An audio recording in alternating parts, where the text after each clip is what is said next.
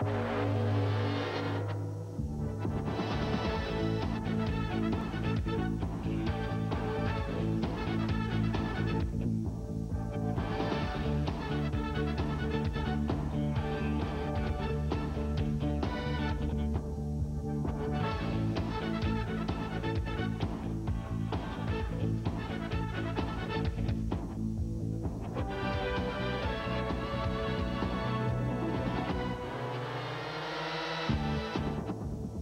bit of utopia now abroad in Patterson. Bring on the Bucks. The Phils and Pirates are next. Hi again, everybody. I'm Larry Rosen. Welcome to Phillies baseball tonight on Prism. As the Phils were doing so well through the first several weeks, the naysayers said it's all coming against Western competition. Wait till they face the East. Well, now they've swept St. Louis, and the Pirates have come to town for a big series. Interesting pitching matchup tonight. Bob Walk, the former Philadelphia Philly, the veteran right-hander, goes against Danny Jackson, the number 4 starter, looking for his 3rd win of the season. And with their thoughts tonight as we get set for play-by-play action, stay tuned for Chris Wheeler and Jay Johnstone. They're coming up next. Presenting the magnificent 1993 Cadillac Fleetwood. With its distinctive all-new aerodynamic styling, the 93 Fleetwood is longer and is the most spacious American sedan on the road, with very important features like dual front airbags, anti-lock brakes, and traction control, all standard, and it's incredibly quiet within. Buy now, and you'll get a $2,000 bonus direct from Cadillac. Don't miss this limited time offer. See your Cadillac Super Network dealer now. Now from AmTurf, makers of Lawn Patch, new Liquilime, the key to a healthier, greener lawn. Can't understand why your lawn looks so yellow and drab? It could be suffering from low soil pH. Liquilime is a liquid concentrate that raises soil pH fast. Simply attach to a garden hose and spray. Liquilime is working the minute it hits the lawn. Liquilime really does work great. Liquilime is available at Kmart, Frank's, participating Ace and Service Star for a healthier, greener lawn. Well, hi, everybody, and welcome to Veterans Stadium. The Phillies and the Pittsburgh Pirates tonight. And, Jay, 29 games into a season. Have you ever seen so many magical moments for a team? Well, it is kind of unusual, Chris, to see the way the Phillies have won a lot of games so far. Usually, this early in the season, you're just hoping to get out unscathed and win a few extra inning ball games. But the Phillies have played very well. Each guy on the team somehow has managed to come up with a key hit in certain situations, which is great because what it means is that not one guy is carrying the load. Everybody's doing their part, and that's what you need for a winning ball club. Well, the Phillies have not had much luck against these Pirates in the last few years. Bob Walk will be pitching for Pittsburgh tonight. The Phillies are going to go with the former Pirate, Danny Jackson, and we'll be back with the starting lineups coming up right after this.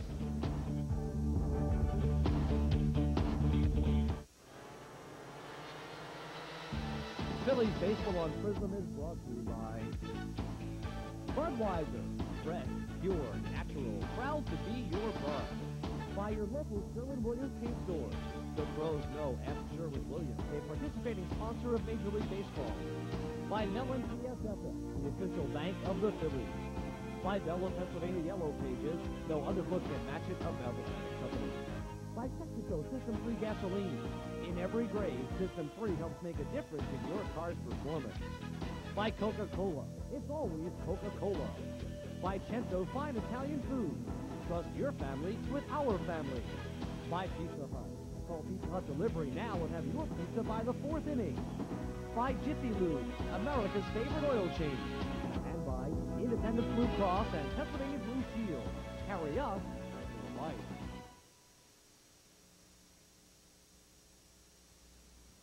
This is your world, genuine and true. You're the one who keeps coming through, because you're giving it your best. Proud to be your bud, Budweiser. Proud to be your bud. Proud to be your bud. Ooh, yeah. Proud to be your bud. Proud to be your bud. Out of all the people who apply to Jiffy Lube, only the most qualified make it into our training program. And some of them find our certification process too tough. The ones who make it are Jiffy Lube certified to service your car. Maybe that's why we're America's favorite oil change. We got experience at Jiffy Lube. some people will only go to Texaco. Why? Why? Are you kidding? Look at this cab. It's as clean as my fuel injectors. System 3 gasoline helps restore performance to older models. I know about that. And Doritos. Ha ha! Everybody gets what they want. Tommy gets pretzels, Dawn gets juice, Van gets System 3. Visit your Texaco station and Food Mart for unbeatable System 3 gasoline and so much more. I always come here to fill up. Thank you. Thank you very much. Well, hi, everybody. Welcome back to Veterans Stadium. Chris Wheeler with Jay Johnstone and Gary Maddox. And here are the Sherwin-Williams starting lineups for the Pittsburgh Pirates. Lonnie Smith leads off in left field. Jay Bell, the shortstop, will bat second. Andy Van Slyke in center field. Jeff King is the third baseman. Boyd McClendon in right field. Kevin Young, a new player at first base. Catching and batting seventh, Don Swat. At second base, another young player, Carlos Garcia. On the mound, the veteran right-hander, Bob Walk. And for the team of the best baseball, Kruk at first, Morandini at second, Duncan at short, yesterday's hero, Hollins at third, Thompson, Dykstra, Chamberlain in the outfield, Dalton behind the dish, and Danny Jackson on the mound. There is Danny Jackson. You see the numbers on him. He's a 6-foot, 205-pounder. Danny, 31 years of age, out of San Antonio, Texas. Taken by Kansas City, #1 in the January 1982 free agent draft. Against the Pittsburgh Pirates, lifetime, Danny is 2-1 with an earned run average of 3.78 in 10 games. He, of course, pitched for the Pirates for half of last year after going over there in a trade for Steve Bouchel with the Chicago Cubs. Well, of course, he had a pretty good injury, Chris. He had a groin pull that bothered him all the way up until September, and it hampered his style of pitching, his being able to really let loose for the fastball, and consequently, he's healed from that and pitching like he did a couple years ago. Here are the umpires for the ball game tonight. Behind the plate, Greg Bonan. At first base, the crew chief, Terry Tata. At second base, rookie umpire Wally Bell. And at third base, great to have him back, our good friend Eric Gregg from West Philadelphia. And here we go with another old Philly. Lonnie Smith leads it off for the Pittsburgh Pirates. And Jackson's first pitch is fouled off. The Pirates have won 2 in a row and 3 out of their last 4. And Lonnie platooning right now in left field with Al Martin, who's a left-handed batter. Well, it's great to have the experience of Lonnie Smith being able to come off the bench of platoon, being around over 10 years, runner-up to Dale Murphy, 1982 MVP. He's got a lot of experience he could pass on to these young guys, Chris.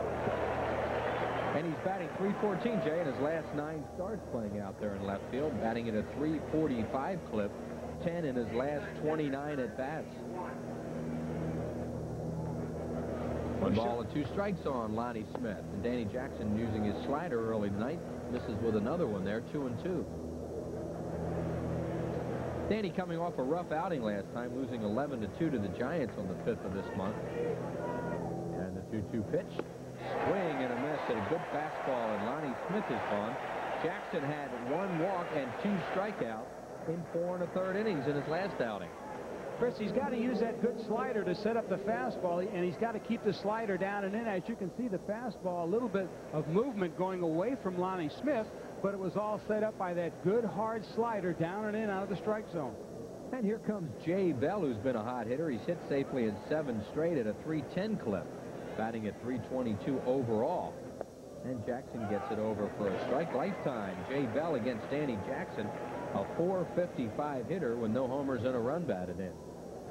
Bell recently had a big contract from the Pirates, so they expect to have him around for a while.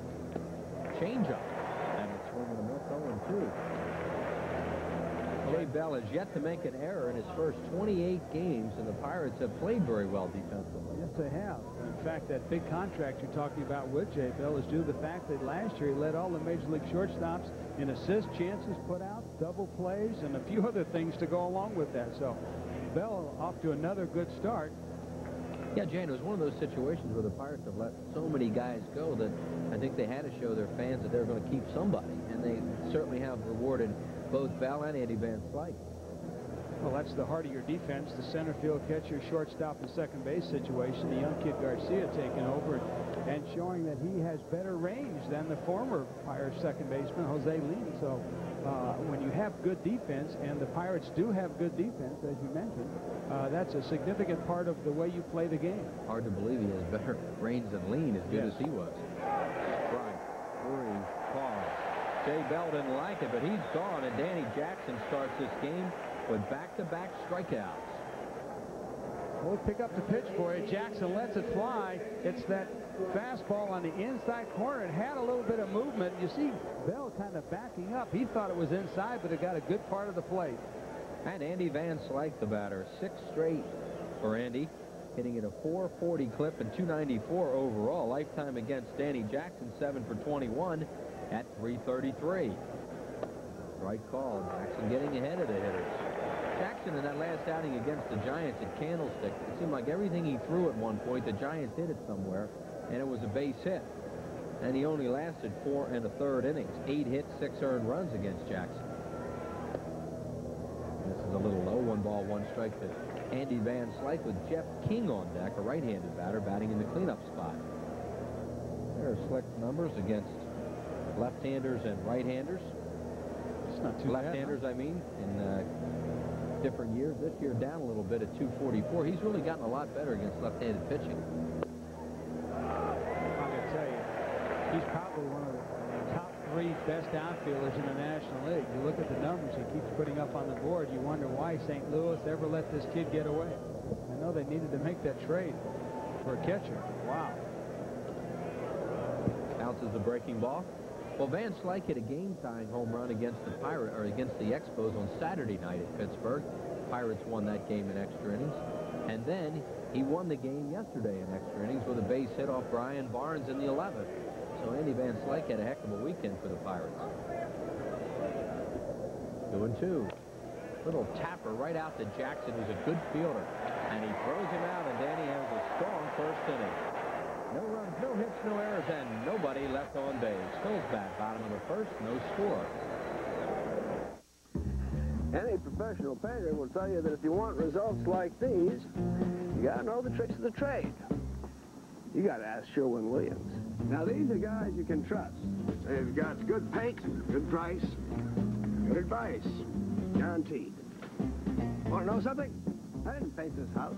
The guy that lives there did. Hey, fella, nice job. This guy knows what the pros know. Ask Sherwin-Williams. Trouble with heartburn? Well, you could change your job, change your lifestyle, change your diet. A bon appetit. Or better still, reach for Rolaids. It absorbs acid fast to bring 100% relief to millions. So maybe you can't change your life, but you can get relief in original and calcium-rich. Rolaids spells relief. Hey, kid, how about a float? The frosty mug taste of an A&W root beer float. It really brings back memories. Dad? A&W, our frosty mug taste brings you back. Time now for your Sherwin-Williams starting lineup for the Phillies. Lenny Dykstra leads off in center field. Mickey Morandini at second base. John Kruk, the first baseman. In the cleanup spot, Dave Hollins. Behind the plate and batting fifth, Aaron Dalton. Wes Chamberlain in right field. He'll hit sixth. Milt Thompson in left field, bats seventh. Mariano Duncan, the hero of yesterday's game. The shortstop bats eighth. On the mound, Danny Jackson, the left-hander, and the manager of the ball club, Jim Fregosi. And for the Pirates on defense, by the way, they're second in the National League in defense with only 18 errors. At first base, Kevin Young, a rookie. Another rookie, Carlos Garcia, at second. Jay Bell, premier shortstop. Jeff King at third base. In the outfield, Lonnie Smith, former Philly, and Andy Van Slyke in center. Lloyd McClendon in right behind the dish.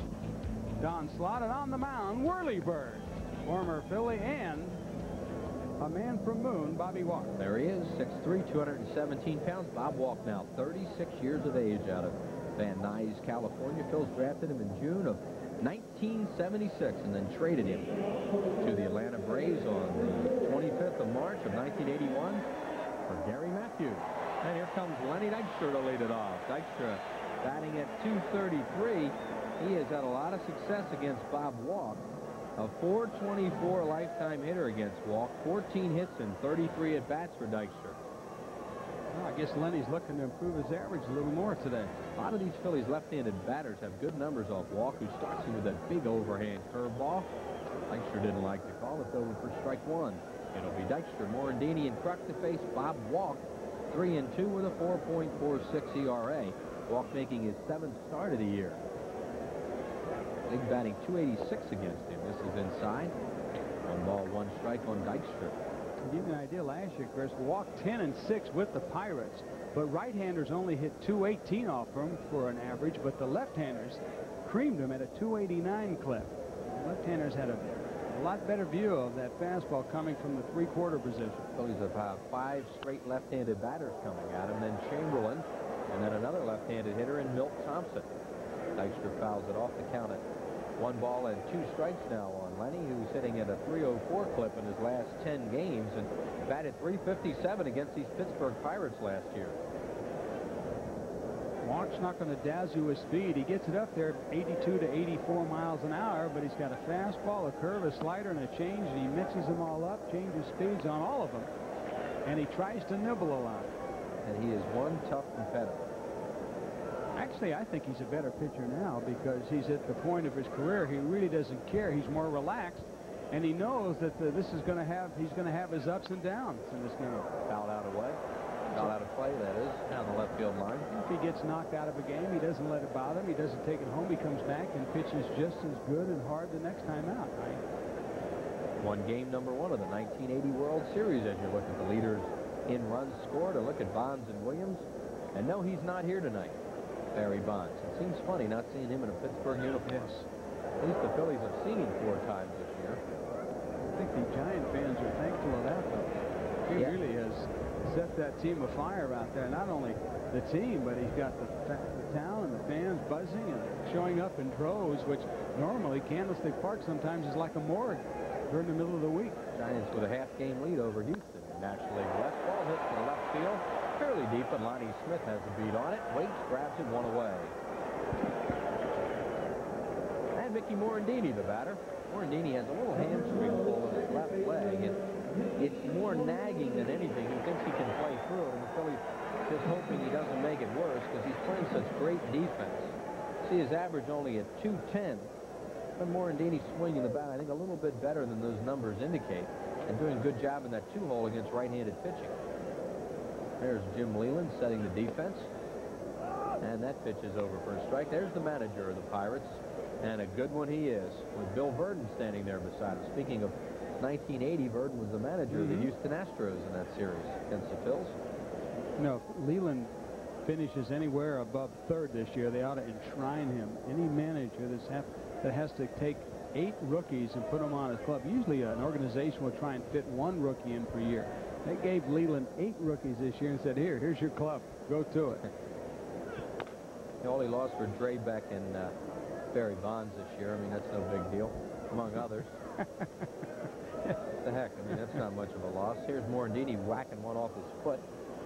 Ow. That hammy, by the way, the hamstring he has is in his left leg. You can tell by the big ace bandage that's underneath his uniform there. You can see how bigger his left leg is than his right. Fouls off Walk's pitch, out of play. Morandini's a .364 lifetime hitter against Bob Walk. As you look at that wrap around the left leg, Morandini says he's okay as long as he doesn't think about it. Just reacts. It's pretty hard not to think about it when you have to run. It kind of grabs you a little bit. Breaking ball in the dirt, 2-2 from Bob Walk. On deck is Kruk, just underway here in the 1st inning. I would think that Morandini would see a lot of breaking balls. Walk primarily likes to use that breaking ball when he's ahead or even in the count. He's got a good over-the-hand curve. Beats it foul into the photo area and then right through it into the crowd. Great night for baseball here at the Vet, probably in the high 70s at game time. A far cry from the last 2 nights of day or night we sat up here, did Prism games. Walk throws a good pitch on the outside corner, and Morandini swings and misses. That's a strikeout for Bob Walk. Well, after the big breaking ball, Walk goes away with this pitch. Watch it go down and away. That's a fastball. He runs away from the left-hand hitter. Great location by Walk. He's going for the corner and just does get it on the outside part of the plate. That goes along with your point that he's a better pitcher than he's ever been because he really used both sides of the plate.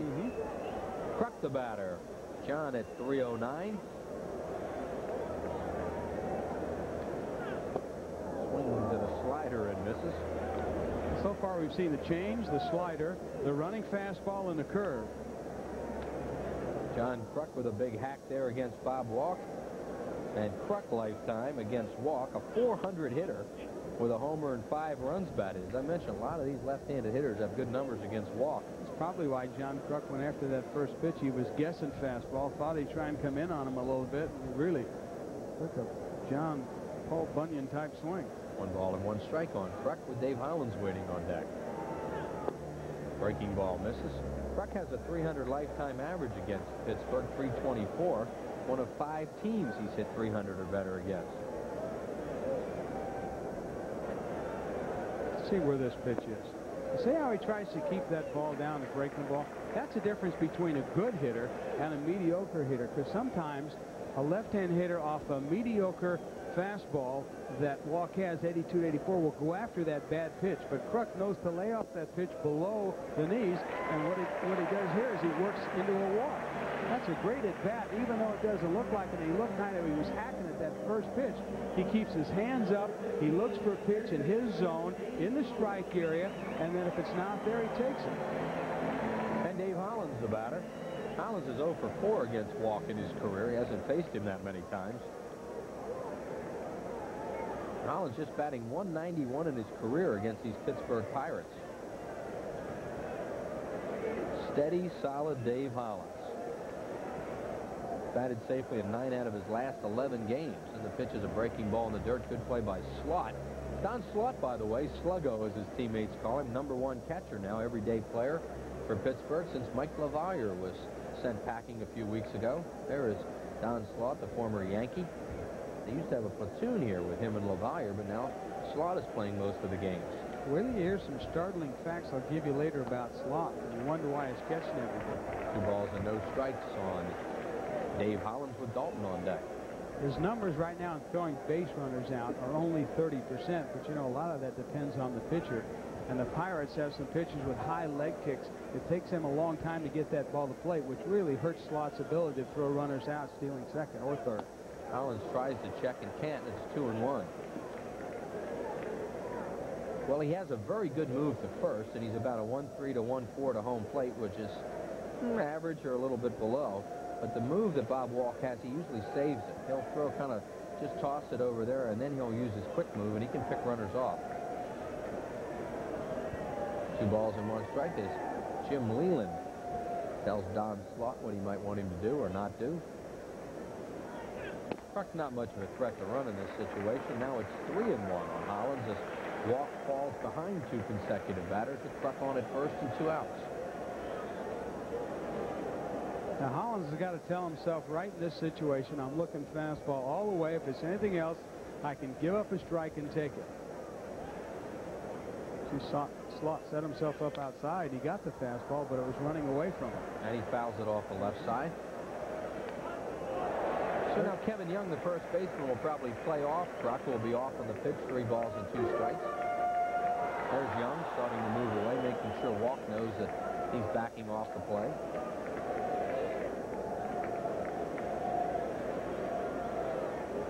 And there goes Kruk. And it's a breaking ball. Ball 4, he walks him. So Bob Walk with consecutive walks. He's walked 10 and struck out 21 coming into this game. After fouling off the fastball, Walk comes back with the breaking ball, not wanting to give in to Hollins. And Hollins last year proved that he has an excellent eye. Again, shows his expertise in being able to spot balls just out of the strike zone. Now here's Darren Dalton at 250. Just a 200 lifetime hitter against Walk, but has 2 home runs and 5 runs batted in against Bob.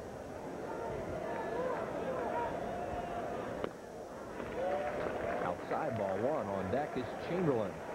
Phillies with a 2-out threat here. Have 2 men on walks with Dalton the batter. No score. We're in the first inning.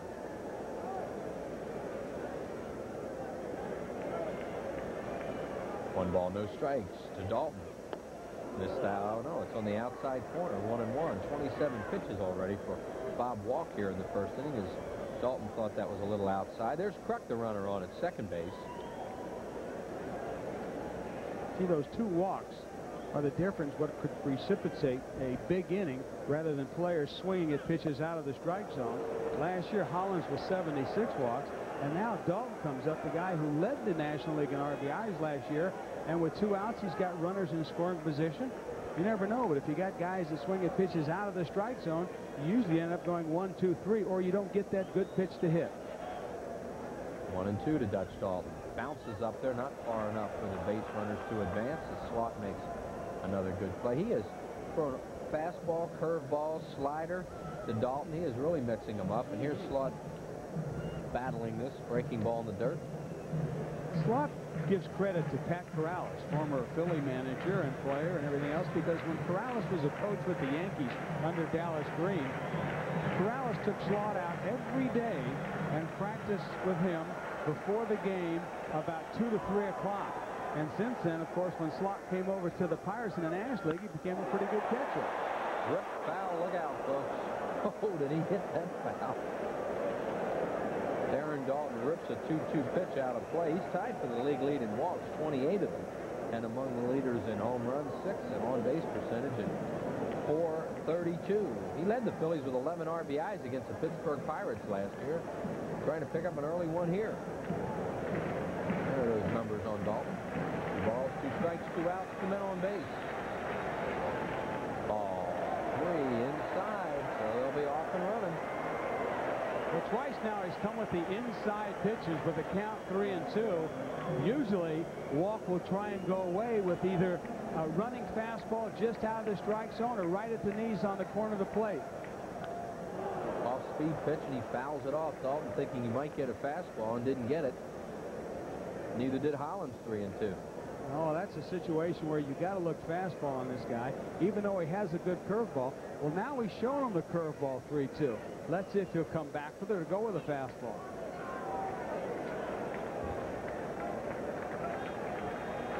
There go Kruk and Hollins.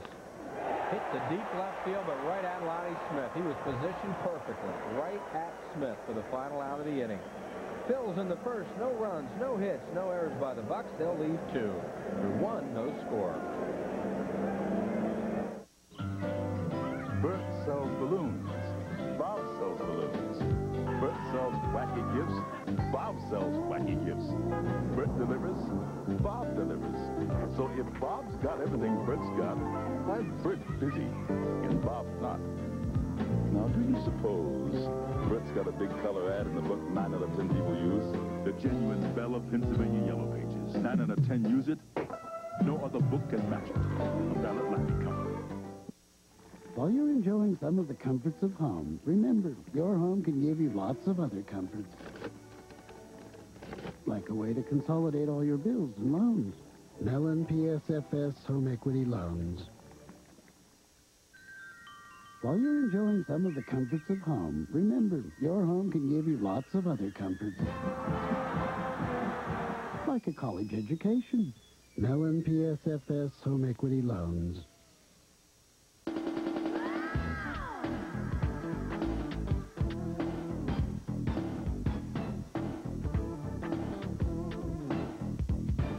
Make a note to make history when the Colorado Rockies come to town for the first time.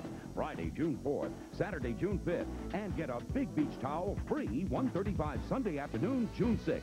Then it's the Astros, June 7th, 8th, and 9th. Order your tickets in advance. Call 463-1000. Cento Italian Food Products is rooting for the Phillies this season. Why?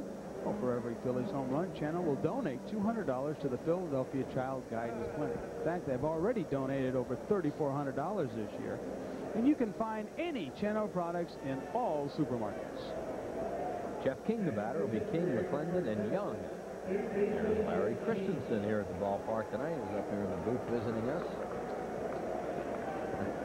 It's hard to believe he can lift his right arm, huh? 6'7" elbow operation. King fouls it off. This will go to the crowd down the first base line. King in a little bit of a slump right now. 1 hit in his last 13 at-bats. He always looks different when you see him without that beard that he wears for the most part. King, a former #1 pick by the Pirates, #1 pick in the whole country out of the University of Arkansas. And his dad played for the Phillies organization, the Jack King, back in 1953, 54, 55. So it's part of the Philly family.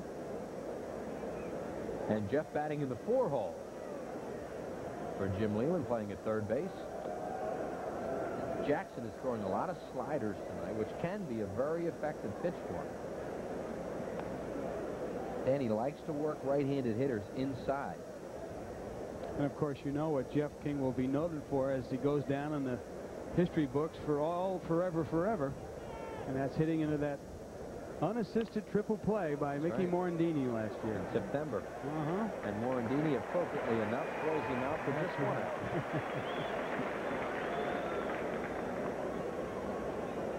One up and one down, they'll bring up Lloyd McClendon, who is now platooning with Al Martin in left field. This is the 8th start of the year for McClendon. Actually, he's platooning with Merced, I mean. Merced is not playing tonight because of a left-hander pitching. In fact, the Phillies get one of the best hitters in the league out of the lineup, Orlando Merced, for McClendon, is hitting .097. All that said, he'll probably hurt Jackson. And you wonder why. Foul lookout, folks. Slider down and in, and he nailed it down the third baseline. Looks like everybody's okay, thank goodness. The reason why Lloyd McClendon is getting his time in is he really needs a few more at-bats, or actually a few more games, to get his swing down. Jim Leland, the manager of the Pirates, realizes that you need 25 guys on a team to contribute, and so therefore he's going to get these guys some playing time. And even if he's got a hot hitter like Merced that belongs in the outfield, you've got to get your extra men playing time. And Leland is one of the best at getting these guys in. What McClendon did against Atlanta last year in the LCS, he was outstanding. And one of the best playoff series you'll ever see, ending on the final play of the game on Sid Bream's 2-run single. Yes. He was 8 for 11 against him in that 5-game series. 2 balls and a strike on McClendon, a high ball hitter. He likes it out over the plate. And there was a hanging slider. Thompson will field it on a couple of hops and hold Lloyd McClendon to a long single. And that's the first hit of the ball game. It belongs to the Pirates. Well, see how this is hanging and how close above the belt is it. Ow, right out over the plate. Just a mistake pitch. Danny wanted to get it a little more inside. Those things happen. So here is Kevin Young, 23 years of age, out of Kansas City, Kansas. Was named the American Association Rookie of the Year last year. Also named the league's top prospect by Baseball America, a guy they really like. And the ball is fouled out of play. And you wonder why? Well, last year at Buffalo, he hit .314, 29 doubles, 6 triples, 8 homers, and 65 runs batted in. And he stole 18 bases. They're the rookie RBI leaders. We've seen a lot of Piazza. We haven't seen Lansing yet. And there's Kevin Young. What a prospect this guy is. Big, strong. Well, the Pirates, you know, everybody feels so sorry for them, and you should in a way, losing the players that they lost, but they have a very good farm system, and they have produced some players, as McClendon will take his lead off first. So Jim Leland has some young players like Young, like Martin, like Garcia, that he can plug in here and see what happens with them. And all with excellent numbers, too, in the minor leagues. So you got to give their farm system a lot of credit, even though they've lost players like Drabek and Smiley and Bonilla and Bonds. They've been able to replace him with some good quality young players. You're talking about players that might have a chance maybe at Rookie of the Year. And Leland with 5 rookie pitchers and 3 rookie everyday players. That's quite a job for a manager to have to deal with. Jackson pitched him away early in the count, got ahead, now trying to come inside twice and has missed. Young is making his 25th start of the night at first base. And he's had 3 hits in his last 34 at-bats, .088. He's been a little bit of a slump. Danny Jackson to Kevin Young. And Jackson misses outside, and he was ahead of him 0-2. And now it's 3-2. We haven't seen that much of Young, so it's hard to say whether or not they're going to start McClendon or not. Keep an eye on him. Don't know whether Young swings through that many pitches. 3 balls and 2 strikes on him, with Slaught on deck. There he goes. Foul ball right side, so that answers that question. He feels confident enough, does Jim Leland, to start his base runner. Well, at 6'2", 215, he's got some pop in his bat, and you were giving a bunch of numbers on how well he did last year. In the organization, he led all of the Pirate minor leaguers in batting, runs, hits, and on-base percentage. I have a lot of high hopes for this young kid, and Leland has told him, he said, don't worry. He said, what we want you to do your first time around is just get used to the pitchers as he takes ball 4. And he puts 2 runners on with 1 out. So they're primarily concerned in getting Kevin Young some at-bats and getting him once around the league so that he gets to see what the pitchers throw. And that'll bring up the veteran Don Slaught. 4 for 19, but hitting at 342 overall. Phillies will play him as a pull hitter off Danny Jackson. Shade Mickey Morandini up the middle and Dykstra towards left center. Fills a double play depth for Slaught. Tries to check and can't. And it's a strike call. Slaught, of course, very familiar with Danny Jackson. Jackson last year in a Pittsburgh uniform, as you look at the defense, was 4-4 in 15 games with a 3.36 earned run average. Pitched very well for the Pirates. Yeah, I told you about some fascinating numbers about Don Slaught. Well, let me give you this idea. I'll tell you what he's compiled over the last 3 years. A 315 batting average in catching over 200 games, Chris. No other player in the National League history who's caught as many as 200 or more games has ever compiled that high a batting average in that short a time. No other player in the National League history of baseball. And as a platoon player for the most part, so you figure, you know, that you're going to see LaValliere in more games, so he had to keep sharp. Last year he hit 345 for the Pirates in 92. Wow. And it's fouled away. 1 ball and 2 strikes now on Slaught. The on-deck batter is Carlos Garcia. There's Lloyd McClendon on at second base. And the runner at first. Via walk, Kevin Young. There's 1 out here in the second inning. No score. Phillies and the Buccos. First of 3 will be on Prism again tomorrow night, and then Sports Channel on Wednesday. You see what Slaught has done for Pittsburgh over the last 3 years.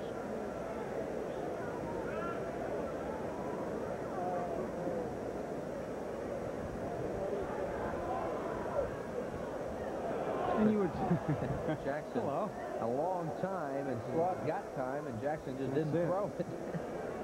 And you would think with a guy with a line drive type swing would get a lot more base hits on turf, but last year Don Slaught hit 451 on grass and only 301 on turf. 1 ball and 2 strikes to Slaught. This is low and inside, 2-2.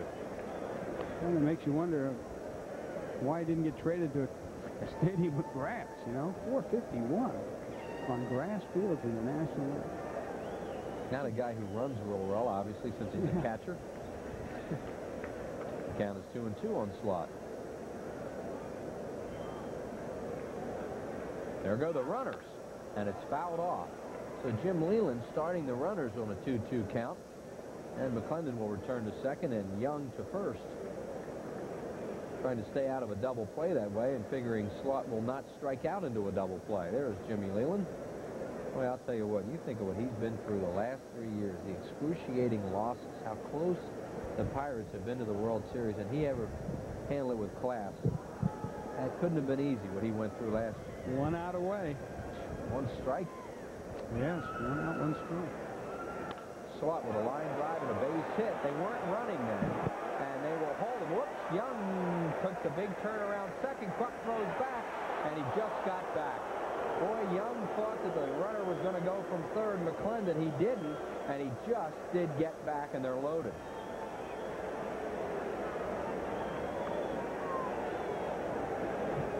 Watch the throw by Chamberlain. I don't know what he was thinking about, but he short hops John Kruk on this situation here. You've got to hit Kruk in the chest with that ball. He wasn't playing a deep right field. This is where you take all this outfield practice and you do your thing. You've got to come up throwing and hit that cutoff man in the chest, because that gives him then the opportunity to make a play at a base. If Kruk would have caught that ball in a fly, they would have got Young at second base. Carlos Garcia, the batter, with them loaded. Way inside with a slider, 1-0. Garcia batting at 256 with a couple of homers and 9 runs batted in. Rookie second baseman. He's also played some shortstop for the Pirates. He won't play much shortstop during the season because of Jay Bell. We saw him in spring training playing shortstop. Phillies with the infield a double play death. Let's see. Morandini, this guy can run. No. Duncan gave him kind of a low throw, and Garcia can really run. Not really a double play ball after Duncan backed up on it. So a run scores with Swindon across his home plate, and it's 1-0 Pittsburgh. Anytime you have to back up on a ground ball in the infield, you're giving that runner 2.5 extra steps. And Duncan had to back up a little bit to take the high hop. Then Mickey had trouble, as you see right there, getting the ball out of his glove. He tried to pick up slot and couldn't grip the ball. So the only thing you can do with that one was just hold it. And that's exactly what Mickey did. You can't take a chance and try and throw it away. Here's Bob Walk, who's a good hitting pitcher. Lenny Dykstra is there and grabs it. Walk hit it pretty well, but Dykstra ran it down. So the Pirates will pick up a run here in the second inning. 1 run, 2 hits, no errors. They'll lead 2. 1-0 Buccos. Out on the roof, when this whole world starts getting me down, and people are just too much for me to face. I climb way up to the top of the stairs, and all my cares just drift right into space. I get away from the hustling crowd and all that rat race noise down in the street. On the roof, the only place I know. New Club World. Let all your cares drift right into space. So let's go up on the roof. British Airways, the world's favorite airline. I work Saturdays and Sundays. It's not a job. It's a dedication. I don't think you can teach someone to tune. You just got to practice until it's natural, just like breathing. There seems something mystic about it. So much beauty comes out of music. Mellon PSFS, you're why we do our very best. Friday, May 21st at 7:35, the Phillies play the Montreal Expos, and you can win an instant vacation. Compliments of Rosenbluth Travel and guest quarters, no purchase necessary. For more information and to reserve your tickets, call 463-1000. Hey, it's Phillies Dream Week time again. Your chance to live, learn, laugh, play with the pros this February in beautiful Clearwater, Florida. You'll stay right on the beach, so call that number, 215-938-1200. We had a lot of fun down there last year, as always, so don't miss out. Call now. It's filling up fast. See that gentleman in the, should we call that a pink shirt? Sure looks like it. Gentleman leaning forward in black, the guy on his left, Al Carlino. And he was at Dream Week a couple of years ago and had a great time down. What a character he is. Hit 400, didn't he? All you got to do is be over 30, and Al qualified. What a nice man. So we'll see you at Dream Week next year. Make sure you call that number. Here comes Wes Chamberlain to lead it off for the Phillies, down 1-0. Chamberlain, Thompson, and Duncan to face Bob Walk. Walk last year 6-6 with a 3.38 as a starter, 4-0 as a relief pitcher. Here's the veteran right-hander getting ready to face West. Chamberlain is 2 for 3 lifetime off Walk, and that's a strike on the outside corner. Considering that he held right-handed batters over the course of 1992 to a .218 average, Chamberlain's doing pretty good off him. Fastball inside. Watch if you can, folks out there, how Walk works the inside and outside part of the plate. Try the breaking ball away to a right-hander, run the fastball in on him, then the change. There's a running fastball in on him. Then he usually tries to go away with either the overhand curveball or the slider. And sometimes he'll take something off and throw a straight change. It's a circle change. More effective against the left-handers than the right-handers. Chamberlain breaks his bat and gets a base hit. The barrel of the bat almost hit Walk. It's behind the mound. Chamberlain a big turn at first. And West is on with a base hit, and they'll have to go retrieve that barrel. It's a nice piece of hitting by Chamberlain because when you got a pitcher that works the inside and outside part of the plate, you almost have to wait back a little bit and try and go with the pitch. And you can see Chamberlain kind of really trying to push the ball that way. Well, while Walk was watching the ball, the bat almost hit him right in the ankle. Watch Walk turn around and look at this base hit here. See that? And say, uh-oh. You got to be a little bit alive out there. Bill Thompson, the batter. Chamberlain back. That's not Walk's good move. To mention, he has a really quick move. Thompson batting .419 lifetime against Walk with a homer and a run batted in. There's Mill at .234. Got that walk in the 8th inning yesterday to load the bases for the guy on deck, Mariano Duncan. Hits it hard to center. Here comes Van Slyke, and he's right there. Boy, Van Slyke can cover some ground. He had Thompson positioned perfectly in left center field, and it was right at him, one away. You hear so much about scouting reports and all these advanced scouts, and they chart every pitch and every swing and everything. Well, look at how well Thompson hits the ball. But Van Slyke, who was very astute at reading all those scouting reports and knows exactly how to play most guys with percentages, was playing maybe 5 or 6 steps away from where the ball was hit. Great job of scouting by the Philadelphia advanced scout on Mill Thompson. And what a hand for Mariano Duncan, and why not? The talk of the town today after that dramatic grand slam home run in 8th inning yesterday off Lee Smith. Duncan 3 for 11, 273 lifetime off Bob Walk. Phillies are 16-2 now when Duncan starts. There it is. Well, 15-2. Note said 16-2. Tonight. Maybe somebody's anticipating something, or we missed one there. Oh, Duncan, the most unlikely hero to hit a grand slam yesterday. But, you know, when the team is playing well, it's like, you know, everybody contributes and chips in. And yesterday, it was Mariano's turn. Playing him very deep in the outfield. Chamberlain with a pretty good lead, and Walk lobs one over there. Walk is very, very slow when men get on base. Even guys who aren't base stealers, he will throw over to first a lot. And now Chamberlain got some dirt in his eye. He calls time as Bob Walk falls at the mound. The big reason for that is the fact that he's trying to give his catcher that little extra edge so that the base runners can't pick up some kind of steady movement that Walk uses out there. If he can vary his times, hold the ball a little bit, that gives Slot maybe that extra 1/10 of a 100%. Duncan breaks his bat, loops at the right. Long run for McClendon, and he's there and makes the play. 2 down. And Chamberlain remains at first base, and that'll bring up Danny Jackson at 167 with a double. 2 for 12. And Danny has struck out 3 times thus far this year. He's a 124 lifetime hitter.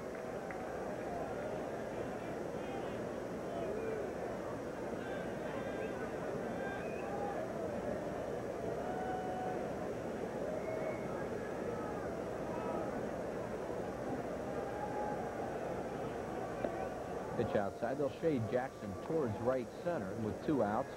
And Chamberlain not much of a threat to run. They're going to play off him a little bit at first base. Young will give him a little perfunctory look. Maybe slap the glove a couple times. Jackson with a looper to right, but McClendon shallow is right there. Grabs it. And that'll do it for the Phils in the second. No runs on 1 hit. No errors. Still leave 1. Through 2. 1-0 Pittsburgh. You can feel it.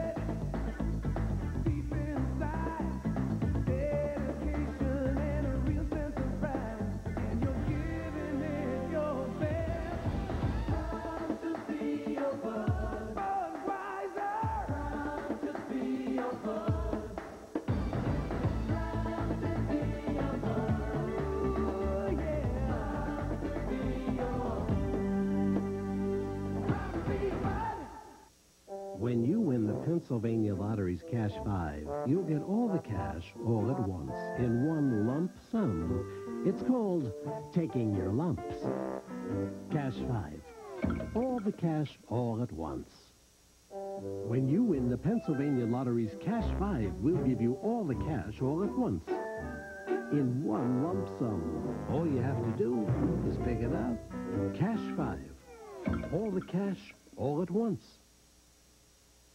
She's an assistant bank manager, a real go-getter. But tonight, she's Sally Camp, pizza delivery girl. You see, Sally thinks she has to drive to get great pizza. It's like she's working for the local pizzeria. Come on, Sally. Wake up and smell the mozzarella. Call Pizza Hut Delivery for delicious piping hot pizza. And right now, get a large Neapolitan pizza for $6.99 or 2 for $10.99. Hey, Sal, get off the road and phone it in. Why pick up? Pizza Hut delivers. Friday, May 21st at 7:35, the Phillies play the Montreal Expos, and you can win an instant vacation. Compliments of Rosenbluth Travel and guest quarters, no purchase necessary. For more information and to reserve your tickets, call 463-1000. Well, kids, this is for you. A dream come true. Once again, Milk Duds Candies and the Phillies are teaming up to offer kids 6 to 16 a chance to be a celebrity bat boy or bat girl and win 4 box seat tickets to a Phillies game. Pick up an entry form at the advanced ticket window, the fan accommodation room behind section 224, or just look in your Phillies souvenir program. Hurry. This offer is limited. Yeah, and that's a great offer, too. Any time that you can get a boy or girl and give them a chance to be a bat girl in a Major League ballpark on the field here with these guys, what a thrill that is. Well, here we go to Lonnie Smith. It'll be Lonnie Smith, Jay Bell, and Andy Van Slyke to face Danny Jackson. And the pitch is on the outside corner for a strike. Lonnie struck out in the first inning. Jackson has walked 1, struck out 2.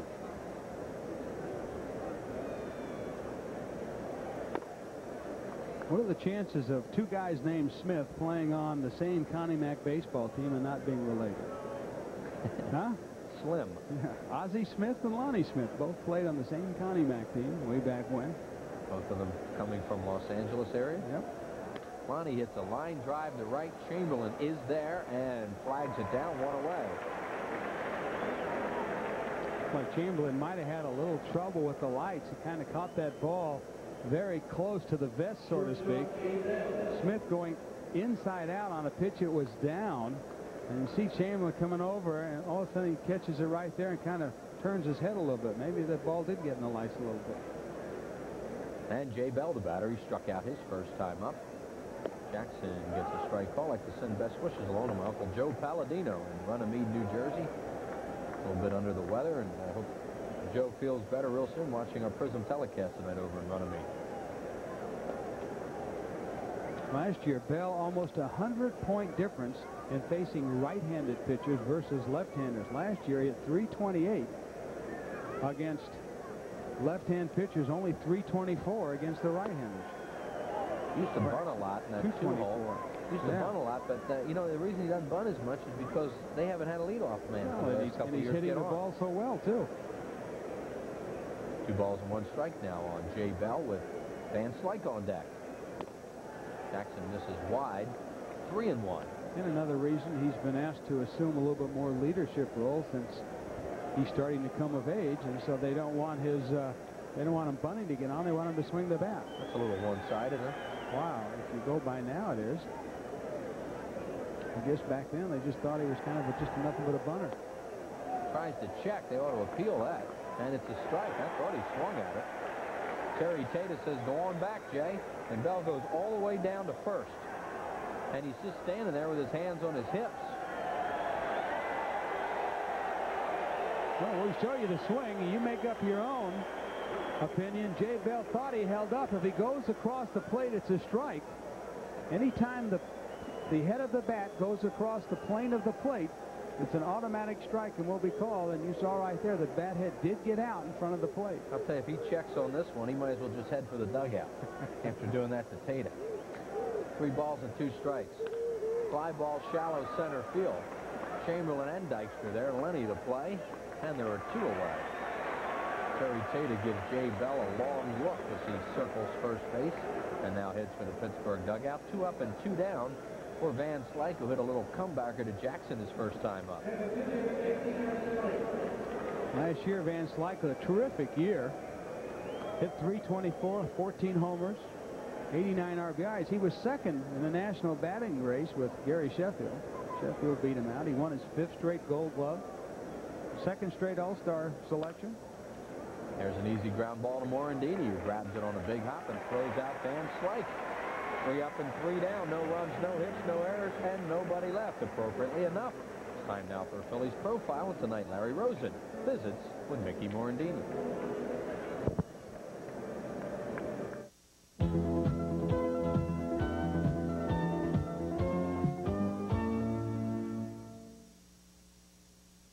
On a team filled with veterans and strong personalities, soft-spoken Mickey Morandini has arrived. He's been accepted both for his skills and his demeanor.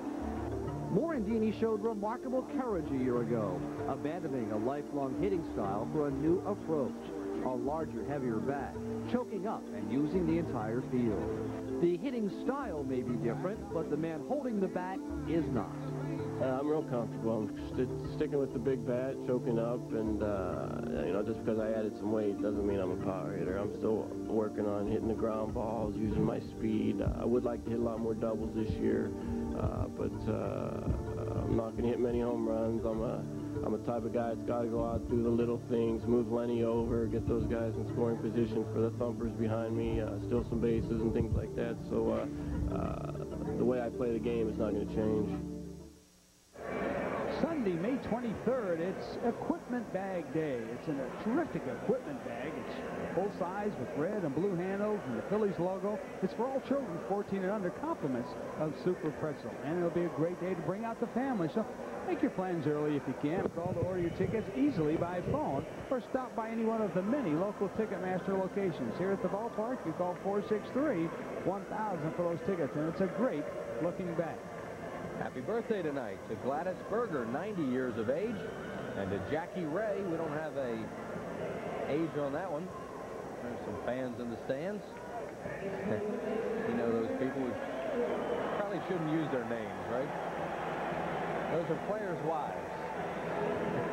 Well, they're out here to root for their husbands, and right now they're down a little bit, so I want to spur them on to get some runs. Well, the only reason I say that, you know, whether they want to be identified. Who knows? Sonny Dykstra takes the pitch down low.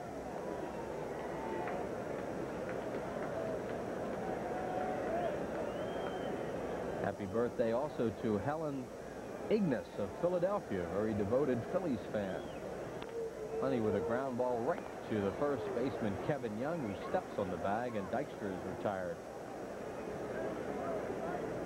Dykstra a little quick on the trigger on this one, going after a pitch that's really not a strike. Very anxious. You can see that pitch up in the strike zone above the letters, maybe. Lenny trying to get a pitch that he could hammer in the outfield off walk. Just went after a bad one. Morandini, the batter. Breaking ball misses low. Mickey struck out his first time up. Morandini batting now at 208. John Kruk to follow. 1-0 Pittsburgh here in the third. Bob Walk and Danny Jackson. Walk has not been real sharp tonight, but the Phillies, they've hit a couple balls hard, Dalton and Thompson, but they've been right at somebody. Good defense by the Pirates. Pirates, as we mentioned earlier, in the National League, they're second. They're only 18. They've only made 18 errors, while the Phillies are fourth in defense with 21 errors. Pirates have turned 28 double plays, Phillies 27, so teams both pretty close in that department. The Phillies have the big edge on pitching. There's a breaking ball from Walk, and he swings and misses. Which normally is the Pirates side of it. The Phillies this year all pitching, and their hitters just starting to loosen up a little bit. Inside, well, Jay, you just mentioned the defense. They've made one error, have the Pittsburgh Pirates now, in 95 innings. Well, that's always been their forte, Chris, pitching and defense, but this year the Pirates are second to last in pitching, which is something that's kind of unheard of in Pittsburgh, especially over the last 3 years. 3 balls and 2 strikes. Bob Walk throwing quite a few pitches early in this game as we were just in the third. And there's the pitch total on him. He will not complete many games. He completed 1 last year. Morandini chased a bad ball there and hits a fly ball to Lonnie Smith in left. And Lonnie picks it off, 2 down. Well, for Walk to be effective, he's got to get his curveball over, Chris, and he's not doing that. That's why so many pitches.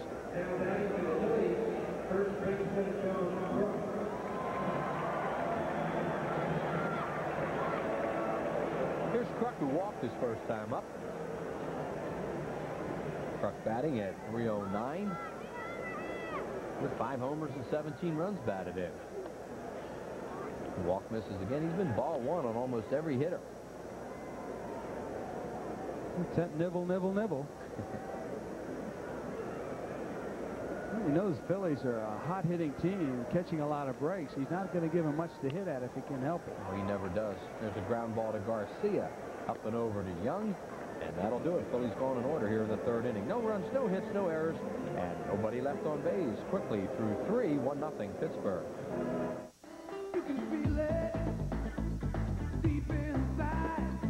You're the one with a real sense of pride, and you're giving it your best.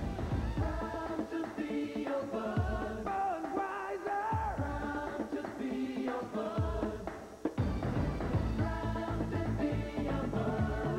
Ooh, yeah. Proud to be your. Proud to be your bud. Honey, I got a new tractor. Obsolescence. Honey, I got a new tractor. It's the fact of life that says nothing lives forever. Honey, I got a new tractor. At Cub Cadet, we put a lot of time into our products, Honey, I got a new tractor. so you'll get a lot of time out of them. Honey, You can accept obsolescence, honey, or you can fight it. you got a... Cub Cadet. Working overtime.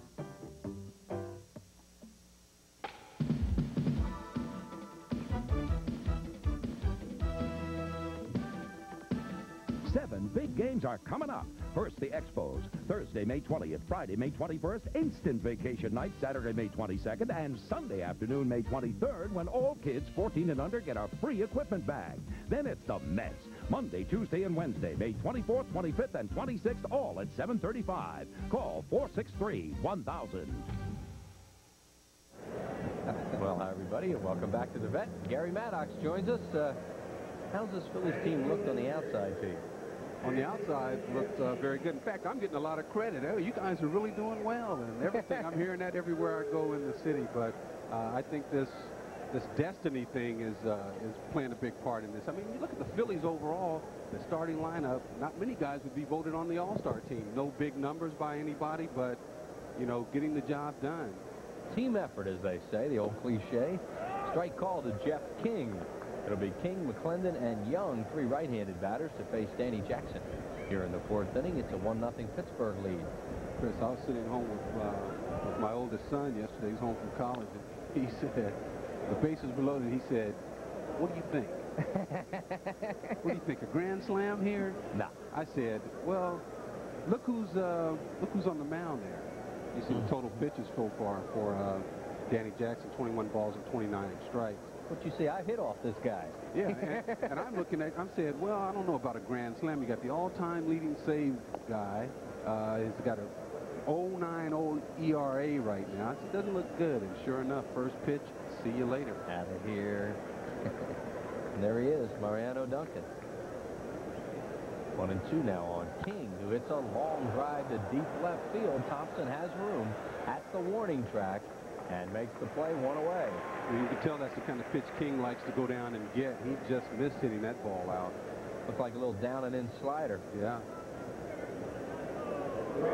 See, when you hold your bat that high and you bring it all the way down through the strike zone like that, if you make contact, you generate a lot of bat speed, and that's what King has done, and that's how he gets his power.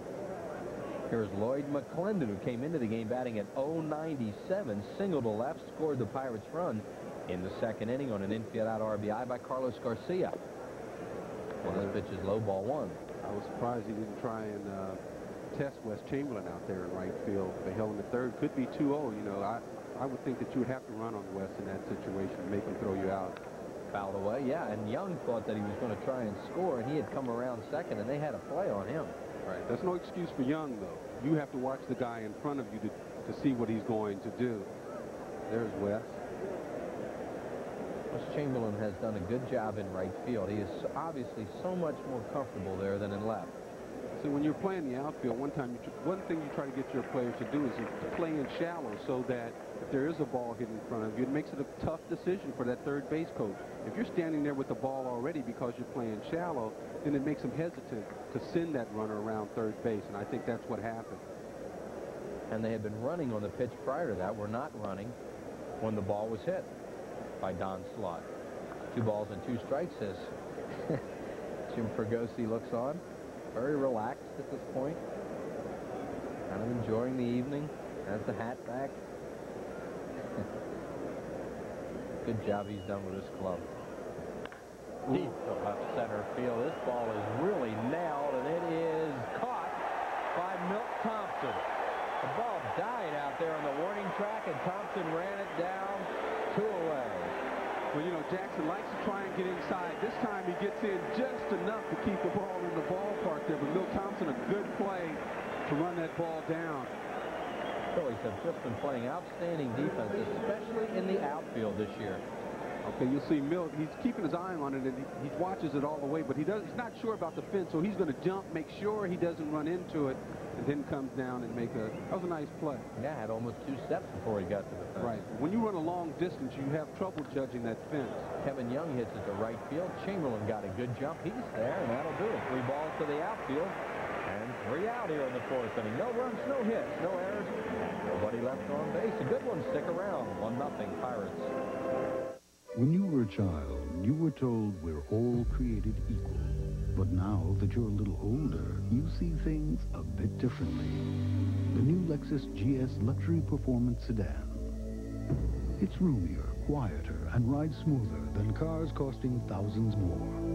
Maybe we are all created equal, but it doesn't have to stay that way. See your Lexus dealer for treatment that's unequaled. Hey, Dad, how about some money for the movies? Sure, kid. The frosty mug taste of A&W root beer. It really brings back memories. A quarter?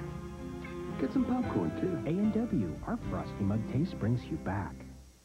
There's a new feeling sweeping the state, peace of mind. Because now people who couldn't afford health coverage can get special care from Blue Cross and Blue Shield. It's the most affordable coverage available to families and individuals who earn too much for Medicaid but can't afford coverage on their own. If you're uninsured, your peace of mind is just a phone call away. Call 1-800-248-5200. Well, you don't want to miss an action, miss a moment of action. This outstanding Phillies ball club right now. Be on Prism tomorrow night. Sports Channel on Wednesday, and then Friday night from Atlanta on WPHL TV 17. Catch all the action on those retelecasts.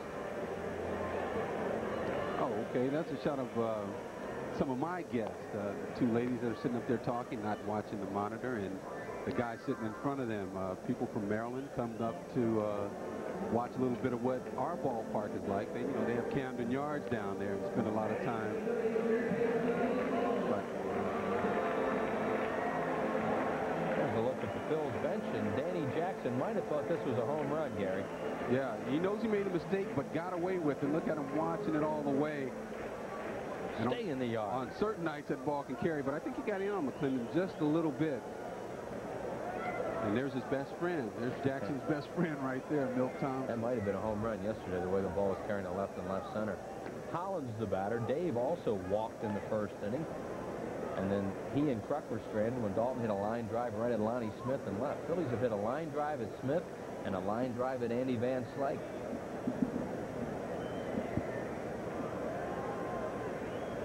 Breaking ball, and Bob Walk gets it over. Well, I tell you what the Phillies are going to see from Bob Walk, and what they've seen already tonight is that he's going to mix it up. I mean, throw some stuff slower and slower. Not too many guys around that you could say you were teammates, huh? Still playing? Yeah, really, especially from the 80 team. Really. See, Walk has done a good job for Pittsburgh with those winning records. This is with a breaking ball low. He had a great month of August last year for the Pirates when he was 5-0 with a 1.65 earned run average as both a starter and a reliever. He has some injury problems that he usually comes on him sometime during the year, but overall, I think Jim Lehman's been very happy with. Well, one thing he knows about Walk when he hands him the ball is he's not scared. He will give him a professional effort when he goes out there, win or lose. And he's very unorthodox. And there's Dickie Knowles. I saw Dickie down just before I got on the elevator to come up. Speaking of 1980. Yeah. Swing and a miss, and Bob Walk gets a strikeout on Dave Hollins. Strikeout number 2 for Walk. Bob Walk and Dickie Knowles, two of the young players on there. And how about the contribution another young player made, Marty Bystrom. Look at this pitch here. I mean, he's not throwing that ball by you. He has movement that causes you to get out front and swing over it. He sets his pitches up very well. And Darren Dalton, the batter, hit the line drive at Lonnie Smith his first time up. What a defense the Pirates are throwing on Dalton as a pull hitter. Jay Bell, the shortstop, is almost directly behind second base. Well, you saw that pitch he pulled foul his first at bat. He pulled one, wrapped it almost around him. Look at that defensive alignment. Guess they think he's going to pull it on the ground. Dalton hits it to left again, and Lonnie's right there, and it's right at him. 2 outs. What teams like to do a lot of time is to set up a certain type of defense, and they play you one way in the infield and another way in the outfield. They like for you to try and beat that. They would like to see Darren try and go the other way so he doesn't hit that home run or hurt him. They give him something to shoot for, and Darren tries to take advantage of it. And that'll bring up Wes Chamberlain, who has the only hit for the Phillies tonight. It was a broken bat single to right field. You'll probably remember how they used to pitch Dave Kingman, or how they used to set up their defense. And Kingman sometimes would just try and poke the ball in the right field. Well, that's what they wanted him to do. He did you a favor when he did that. Right back through the middle. Garcia fumbles in, and it'll be a base hit probably for Chamberlain. I think we'll give him an error on that. I think it'll be a base hit all the way out. It's a tough play for Garcia coming across and moving towards the third base side. That makes it a difficult play. And you'll see when this ball hits the dirt is when he has problems. His next hop just comes up on him right there. It's been tough to make the throw from that side of second base. And so far, they have not scored it. As Thompson comes up, who hit a line shot to Van Slyke his first time up. They shade him towards left center. And it is a base hit for Wes Chamberlain, who's now 2 for 2. And Walk moves over to first. You know, it's really funny when you wait to determine. As a hitter, you know what's a hit, what you should get a hit on, and what, you know, is not a hit. And if you get that ball like that, and they don't give you a hit, boy, you'd be ready to tear up something. Chamberlain breaks and then stops, and the pitch is outside, ball 1. Take a little peek out of the corner of your eye at that scoreboard. Oh, yeah. You know, you run down there, you hit the bag, and you don't look at the scoreboard. You just kind of glance up.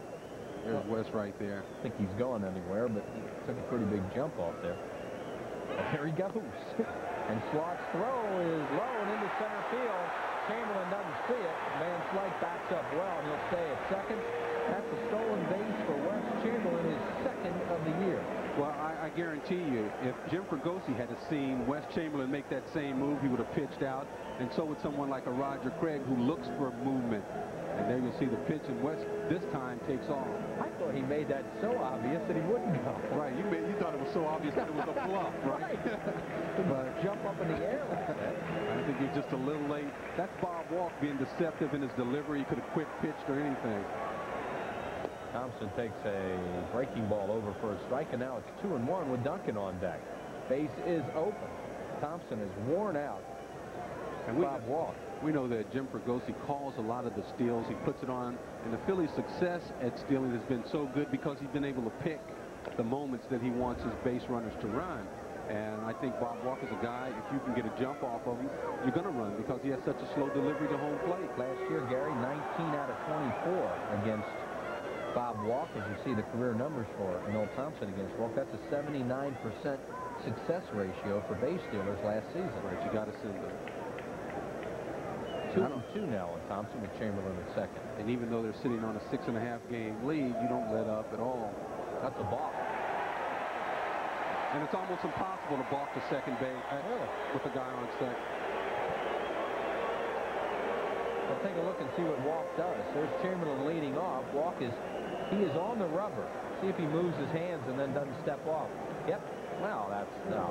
I mean, a lot of times he'll do it if his hands moving and his foot's going back at almost the same time. Yeah, it looked like he moved his hands and didn't step back. Yeah. Close. The rule, I mean, what they say is you have to step back off the rubber and then you can move freely. Is Leland waiting for Bonan to come out right now? He probably has a couple of words that he wants to lay on him. Look, I think he's waiting for him. Now he leaves. It was almost like he was waiting for him to come out. Look, he's coming real close to Bonan right now. Watch this. He just said something. You're not allowed to argue a balk or you get thrown out. It's like balls and strikes. It's automatic. Friday night at 9 o'clock, Patrick Swayze is an American doctor who tries to heal the sick of Calcutta in the gripping drama City of Joy. It's a premiere of a film from the director of The Killing Fields. Friday night on Prism. Your channel for May Day's movie madness. Strike 3 called to Thompson. He didn't like it. And that'll do it for the Phillies here in the fourth inning as he fires his helmet down. Bonan didn't see that. No runs a hit, no errors, and one left. 1-0 Pirates through 4. What kind of paint would you use inside your own house if price were no object? Well, it isn't anymore, because Sherwin-Williams is rolling back prices during their price rollback sale. Right now, you can pick up a gallon of Style Perfect Interior Flat Latex for just $8.99. And that's a great paint for a great price, folks. So you got a choice. You can spend less at Sherwin-Williams or settle for less somewhere else. Sherwin-Williams price rollback sale ends May 22nd. So, get rolling. What's new with Mobile? Let's take a look. Introducing new Mobile Super Plus detergent gasoline. It still cleans fuel injectors and intake valves. Now it helps keep the very heart of your engine cleaner. Down here, the cylinders and pistons. So come down to the Big Red O and drive your engine clean with new Mobile Super Plus, the detergent gasoline. This is your world, genuine and true. You're the one who keeps coming through, because you're giving it your best. Proud to be your bud, Budweiser. Proud to be your bud. Proud to be your bud. Ooh, yeah. Proud to be your. Proud to be your bud.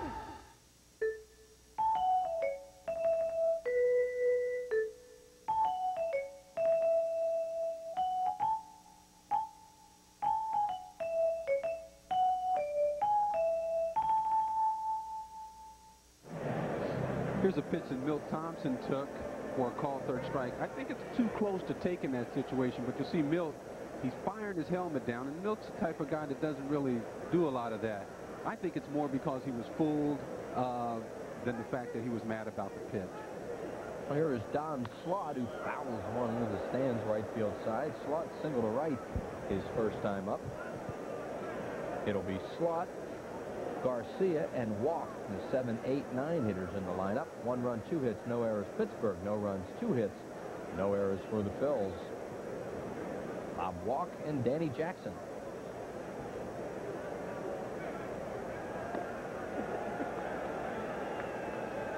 Pitch outside to Don Slott, 1-1.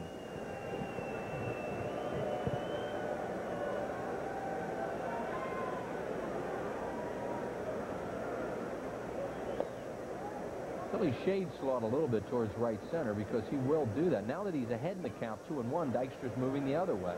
What is he wearing? Might pull it. Spats? Is that some type of guard? If it is, it's a very abbreviated one. Looks like it's like Lenny Moore. Yeah. Fouled away. I mean, it is taped underneath there. Yeah. Where Lenny Moore used to play at Penn State. Oh, it looks like he may have twisted his ankle or something. Is he the one that slid into second base without on the ball Morandini bobbled up? Yes. Right, I saw that play, and he slid into that bag so hard I thought he was hurt. And that's just a temporary taping of that so that he can still stay out there and play. That's the last thing they need because he's their #1 catcher. And they didn't have time to take the whole sock off and tape the ankle. Well, I know that hurt. And he did make kind of a funky slide in there. Yeah. That was the play on which the run scored. Slott trying to run hard down the line. Hollins' throw got him, one away. He didn't run too badly, actually. No, he won't feel that until tomorrow or maybe tonight when it starts to throb on him a little bit. And here's Hollins. But you can tell, you know that when teams come to play the Phillies right now, they're saying, hey, anything hit the Hollins, run it out, because he's making a lot of throwing mistakes when he has to hurry that ball. So, you know, that's part of the scouting report. They're going to make him throw over there and put pressure on him. Even bunting. Garcia tries to bunt his way on.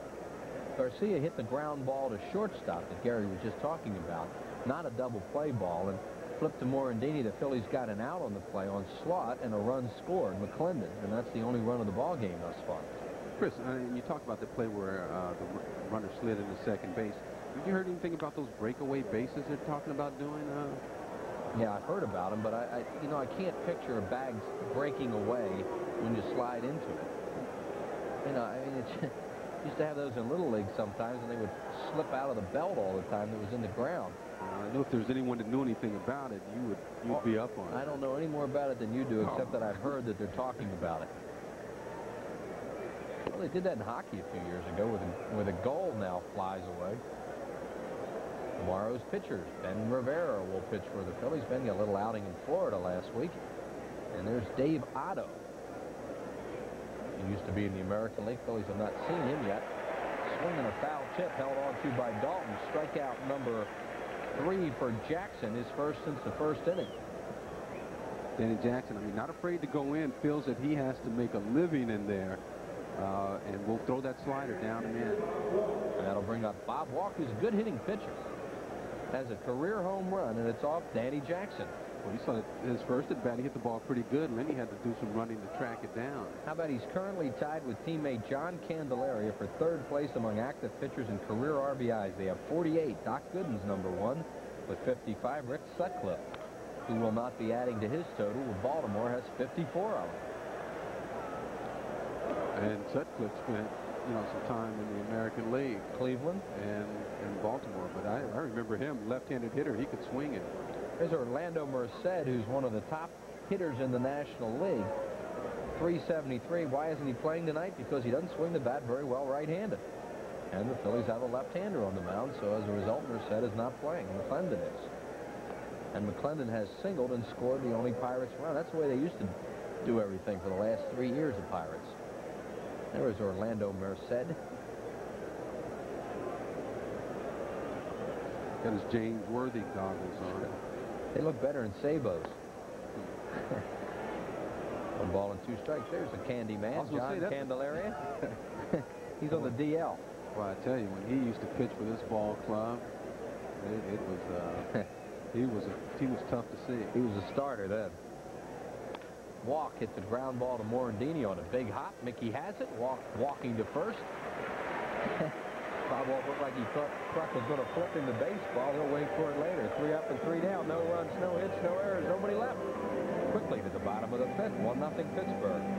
May I help you, sir? Yeah, I'll have a Coca-Cola. You sure you want a Coke? Yeah, I want a Coke. Okay, pal. How did you order a Coke? It tastes good. Didn't care if it was a Coke. You just I'll just have a cola. I'll just have a cola. Need a drink, sir? I'll just have a... I'll just have a Coke. Ooh. Hear that, guys? A Coca-Cola. See ya, pal. Oh. Let's say you want a well-equipped 6-passenger car for under $13,000. Look into Dodge Spirit. With the right package, you can get one with options like air conditioning, speed control, and more. And right now, you'll get it all with at least $1,000 cash back, making it the lowest priced 6-passenger car you can buy for only $12,625. Meaning whether you buy, lease, or just want to look, Spirit is a logical choice. See your nearest Dodge dealer today. We know how to help. Mike's the first guy that ever explained life insurance in a way that we could understand it. Making things clear is the part of my job I like best. He showed us all of the options that Nationwide has and even helped us choose. It's training. Seminars and updates, it just never stops at Nationwide. With life insurance, it's not what you know, it's who you know. And we know Mike. Agents like Mike are Nationwide. Nationwide is on your side. Brought to you by Nationwide Insurance. Nationwide is on your side. Your Nationwide agent in Lansdowne is Bernie Carr.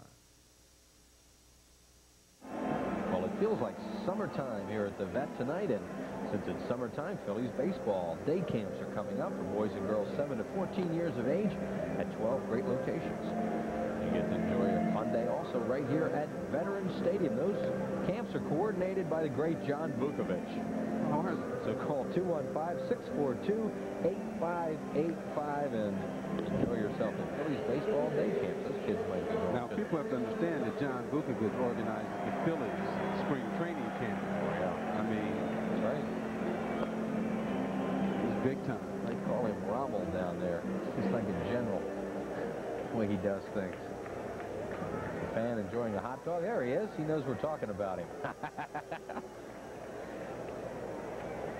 Oh, you just had to do that, didn't you?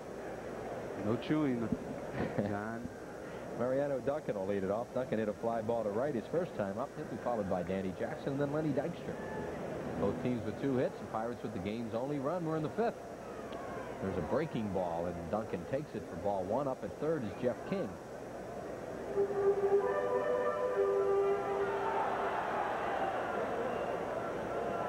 1 ball, no strikes to Duncan. 2-0. There's Mariano's brother from the Dominican Republic. They look a lot alike. I guess. Isn't that something? I think he's got pretty good seats down there. I think his brother took care of him. And this pitch is down low, so it's 3-0. Duncan trying to get on base. Maybe Danny Jackson can butt him over. They'll probably look at one here. 2 grand slams for Duncan. The first one coming off Gary Lucas of Montreal in 1985. Unless you were somewhere else, nowhere near this area in the last few days or last day, you know where the other grand slam, where that happened, who it came off. Lee Arthur. Duncan hits a ground ball up the middle. Jay Bell with good range can't get to it. It's a base hit, Duncan. So the Phillies with their 3rd hit, and they get their leadoff man on here in the 5th inning, and Jackson will be up there to try and bunt. Well, Jay Bell playing Mariano Duncan a little bit over in the hole, and Duncan right back up the middle there. Bell with excellent range, just can't quite get there. Has yet to make an error this year, has Jay Bell. And the Pirates, the best defensive team in the league right now. Danny Jackson has sacrificed twice so far this year. He's 0 for 1 tonight with a fly ball to McClendon in right field. Around the bunt, and it's outside as both of them come charging. King from 3rd and Young from 1st. Larry Boa will go through the signs again. Pitcher has the option of going to the slug bunt sometimes if he sees both those fielders coming at him real fast. Jackson around the bunt, and he bunts it. To Young, he will go to 1st. A good bunt by Danny, his 3rd of the year, and Duncan moves to 2nd base with 1 out.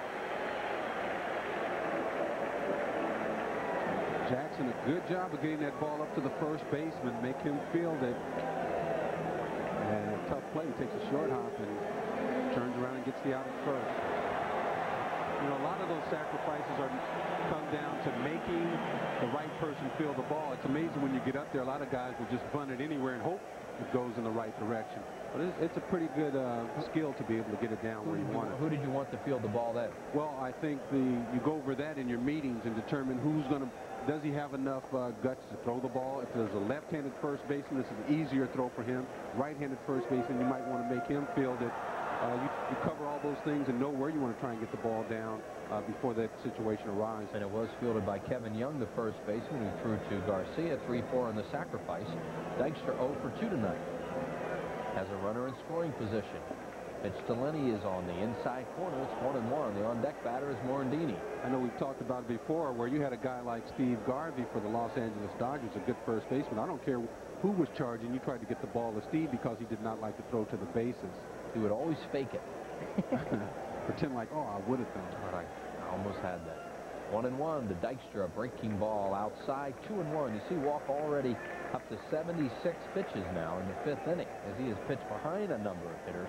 He has walked 2, struck out 3. The Phillies have 3 singles off him thus far. It's not unusual for Walk to be behind or even close to even in balls and strikes because he tries to make the hitter get himself out by throwing him something just off the plate. Dykstra fouls it off right below us. Best arm in the outfield, of course, belongs to Andy Van Slyke, the center fielder. Lonnie Smith in left below average. So is McClendon.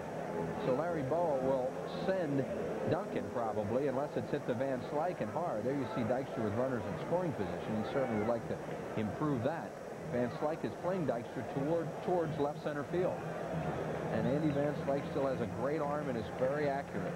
And even with a great arm, it's still going to take a ball that's hit to him where he can get a good angle. If Dykstra hits to either side, then they should not be able to have a play on Duncan at home. And Bowa would probably wave him if it's hit to either Smith or McClendon, unless it's hit real hard. Dykstra takes it low, and the count full now at 3-2.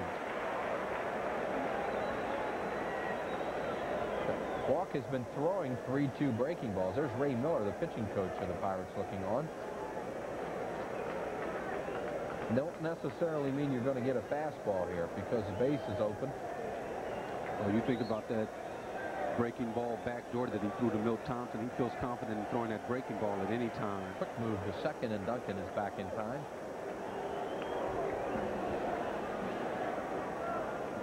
Jay Bell, shortstop for Pittsburgh, and a good one.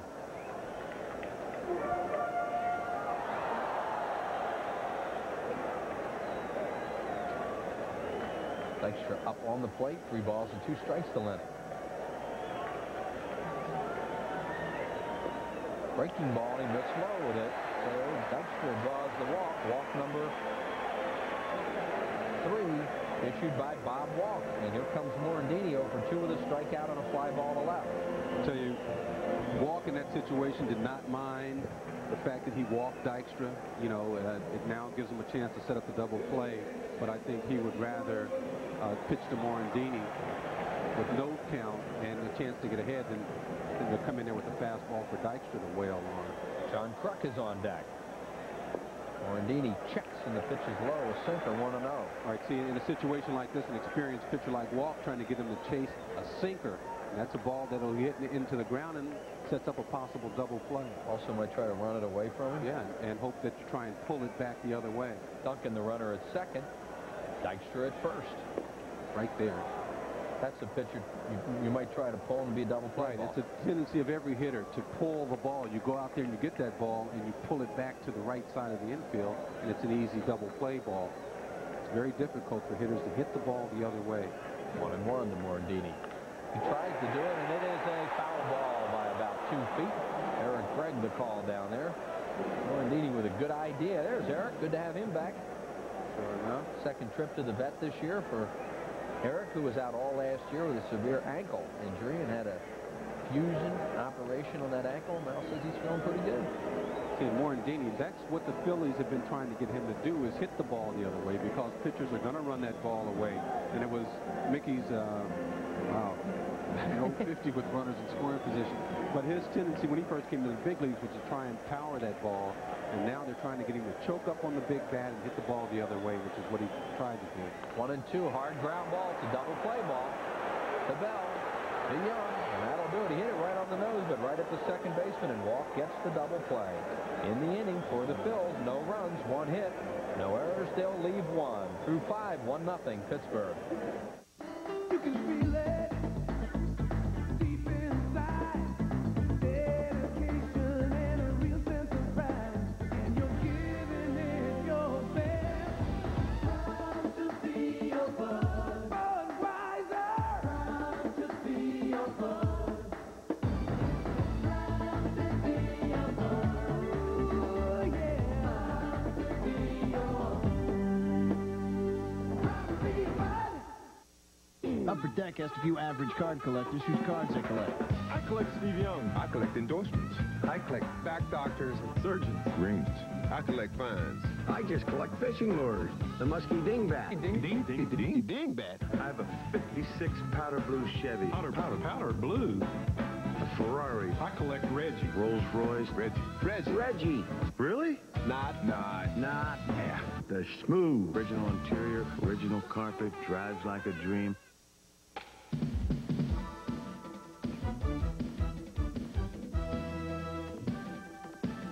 7 big games are coming up. First, the Expos. Thursday, May 20th. Friday, May 21st. Instant vacation night, Saturday, May 22nd. And Sunday afternoon, May 23rd, when all kids 14 and under get a free equipment bag. Then it's the Mets. Monday, Tuesday, and Wednesday, May 24th, 25th, and 26th, all at 7:35. Call 463-1000. Hey, Chris, here are the breakaway bases we were just talking about last inning. We mentioned it, and guys brought it up to show us just what it is. And you'll see that the top fits on these stubs right here, and it just kind of snaps into place. And now if a player hits it, you know, this part will come off. And that's been the thing that's been hurting most players. They slide into it, there's no give. Now it will break away, and hopefully that is something that will, you know, prevent some injuries. Guys aren't using them yet, though, right? Yeah. Okay, we'd like to thank Jeff and Roy from the ground crew for bringing that up. This is just a sample of something that might be done in the future, right? And we just saw a shot of a base there, and if you can imagine somebody hitting that and 3/4 of it just flying off if they hit it too hard, I think that's pretty much the concept. Nice of the guys to bring that up. Oh, yeah. I'll tell you what, you bring something up, and the next thing you know, we got it on the air. Oh, that's because you snap a finger, and here it is. Thanks a lot, guys. Lonnie Smith leading it off. And he hits it high in the air and foul down the left field line. This will go to the crowd. Well, the 1993 official Phillies gift and souvenir catalog, compliments of Kellogg's, is now available. This catalog features all your favorite Phillies items, and they are hot right now, so call 463-1000. You can get this catalog free and ask for the Phillies souvenir and gift catalog when you call the number, and they'll have one on their way to you. Lonnie Smith, Jay Bell, Andy Van Slyke here in the 6th inning.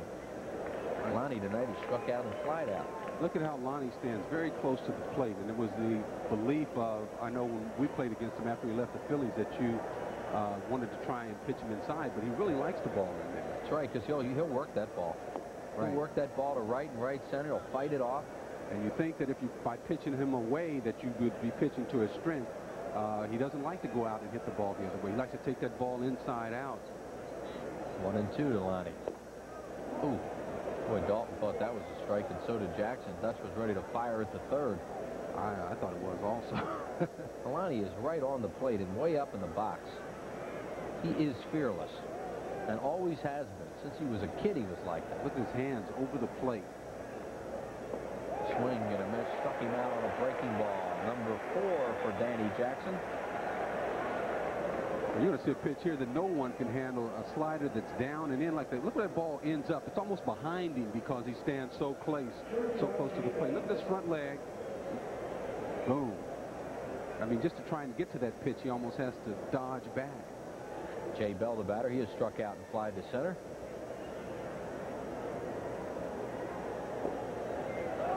I'd like to thank Helen Sudgka for sending us a nice note. She's a great Phillies fan. Let's say hi to her favorite brother-in-law, Blackie Davis of Levittown, PA, and his wife, her sister Joan, who's recuperating from an illness, and they watch all our games here on Prism, and we thank them for that. Here's a strike called to Jay Bell, and the count no balls, and 2 strikes with Van Slyke waiting. Good ball game. Look at Jay Bell. What a job he's done. Tough to get him out of the lineup. This guy is really a good player. That ball slams off the scoreboard control room on the right field side, back into the crowd. Jay Bell is a good defensive player, and he throws some good stats at you. You put him, surround him with the Barry Bonds and the Bobby Bonilla, then he becomes just, you know, a real force to be dealt with. But if you take those guys away from him, you can stand to have this guy get his base hits against you. He's a very, very intense player, according to everybody around the Pirates. He's one of those guys that will tell off a teammate. 1 ball, 2 strikes to him. Ground ball hit the second. Right there is Morandini, who throws him out. 2 up and 2 down. So far, 0 for 9, the first 2 hitters in the Pirates lineup. Well, again, Jay Bell's a guy that's a little bit close to the plate, steps towards a pitcher, and he gets jammed. He likes to fight that ball off, but Jackson gets in a little bit too much on him, and it's a weak ground ball. Yeah, he likes to work at the right and right center also. And speaking of shortstop getting on people, we know Larry Boyd used to do that, and we know Mariano Duncan will do that. Maybe it's something about the position. Little guys like to do that. Van Slyke, the batter. Ball 1 to him. Andy is grounded back to Jackson. He's also grounded to Morandini. 1 run, 2 hits, no errors for the Pirates. No runs, 3 hits, and no errors for the Phillies. Jackson now has retired 13 in a row since Don Slott's single in the 2nd inning.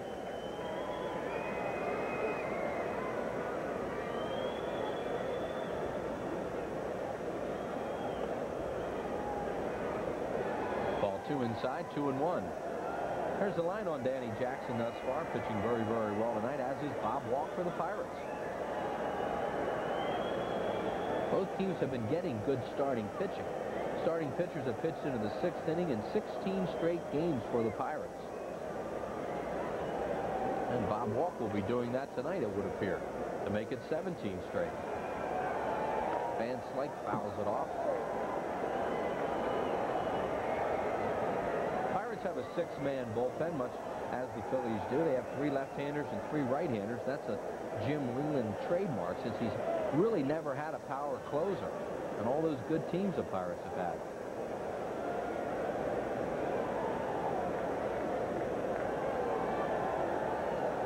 Van Slyke fouls it off. We'll be visiting with Ron Lockett at the end of this half inning. Larry Rosen has a mining the minors report on the Reading first baseman. With a beautiful swing, Ron Lockett is a good-looking prospect. That guy's a veteran out there in center in the green suit.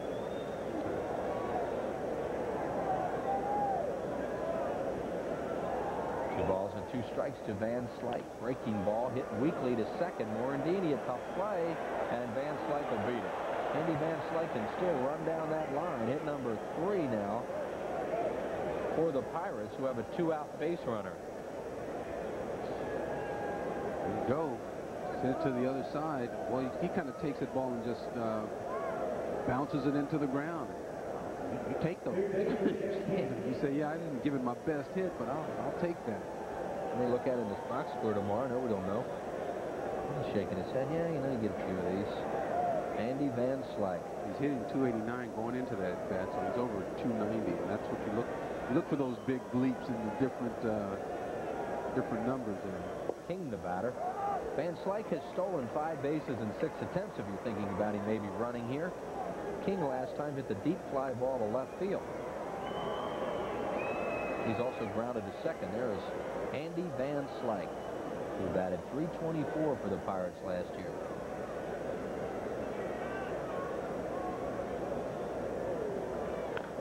Grounded foul, so Jackson gets ahead of King 0-2. Van Slyke with that bad bag. You know, all you have to do is just hit that ground once and it can flare up. So he picks his times when he goes and tries to make meaningful situations. There you go. There's an easy one for a fan. Come to the game, and here it comes, and I missed it. How could I miss that? Kid with the glove.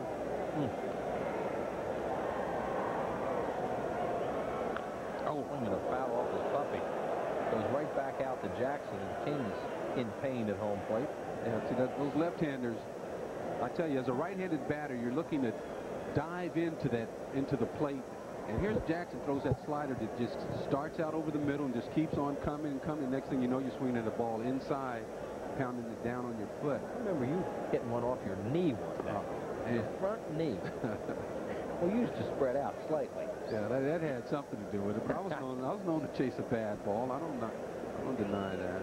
I mean, where did that pitch have to be for you to hit it off your knee? I tell you, for the ball to hit you anywhere, you have to swing at a bad pitch. Where it hit you determined on how bad a pitch it was, and mine was real bad. You might have hit that ball over the third base dugout if it hadn't hit your knee. Yeah. Unlike Lonnie Smith in his last at-bat. No balls and 2 strikes now to Jeff King. And of course they come right back in there again. 1 and 2. Andy Van Slyke, the runner on at first base. There are 2 outs, 1-0 Pirates in the 6th inning. Steve Carlton was a believer in throwing that particular pitch to the 7, 8, 9 hitters, but not that fastball. He would not throw a fastball inside to a guy hitting low in the lineup. That slider, he'd throw it inside to anybody. Swing and a foul tip held on to by Dalton. Strikeout number 5 for Danny Jackson. No runs a hit, no errors. The Pirates will lead 1-0 Pittsburgh through 5 1/2. I'm now reminding the minors. Larry Rosen will visit with Reading's first baseman, Ron Lockett.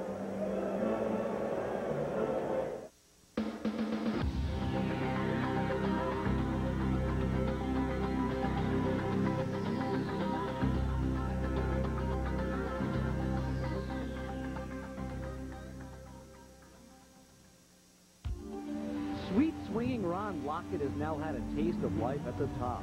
This 1990 draftee out of Jackson State struggled offensively last year for the first time as a pro. Nonetheless, his potential earned him a spot on the Major League roster and a ticket to big league camp this spring. When I got there, it was really, the main thing they wanted to work with me was my hitting. Make sure I got my strokes back. And once I got that back, I had the confidence where it's like my defensive skills was still okay. I didn't have to worry about that or, you know, moving runners over. You know, I just had to worry about my hitting. Once I got that down, it was like I was a complete player again. And now I feel real good about myself. The key for Ron, staying back, waiting and using the entire field. He's done that early this season at Reading and has reestablished himself as one of the top prospects in the Phillies minor league system. Well, this copyrighted telecast is presented by authority of the Phillies and is intended solely for the private, non-commercial use of our audience and may not, absolutely may not, be reproduced or transmitted in any form or otherwise used without the express written consent of the Fightin' Phils. Ron Lockett, there's a guy you know pretty well. Most definitely. I like his approach to hitting. I tell you, you watch some of these guys when you see them down in the FIL, Florida Instructional League, or you get a chance to see them play, and you can just tell when some guy has a great swing, and from that point, once you notice that, you start pulling for him to get it all together, the mental part that goes with it. But I think he's an excellent prospect. Played last year in Reading as well, and back again. On Thursday at 7 o'clock on the Sports Channel, Reading will be televising a game with Bowie, and Larry Rosen will be doing that. And not interviews. He will be doing the play-by-play. Oh, really? We'll be on our way to Atlanta. I won't be, so I'll let you know exactly how he does. Why don't you critique that one for me? Right. I've heard him do those basketball games. Does a good job on those. Yeah, but this is another sport. I know he does okay. Truck with a hard ground ball. Let's see if he can make it the second. Cut off nicely by McClendon. Good play by Lloyd McClendon on a hard ground ball into the gap.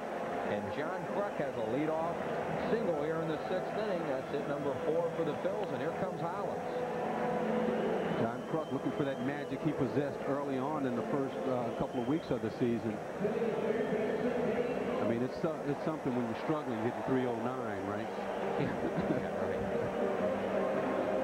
So there's Kruk on at first base. Coming into the game as a .400 lifetime hitter against Bob Walk. Hollins has yet to get a career hit off Walk. He's 0 for 5. Breaking ball. He missed with it. On deck is Dalton and then Chamberlain. Pirates are getting some bullpen activity now as you go into the 6th inning, and Dalton waits on deck. You mentioned they have a 6-man bullpen, and they're starting to stir around out there. That's Denny Nagel, the left-hander, will start to loosen. 3 lefties and 3 righties for Jim Leland.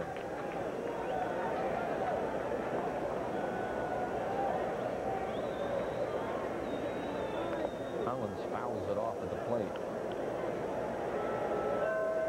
Hollins this year has hit 4 home runs, 2 right-handed, 2 left-handed. Don Slott wants to walk that one off.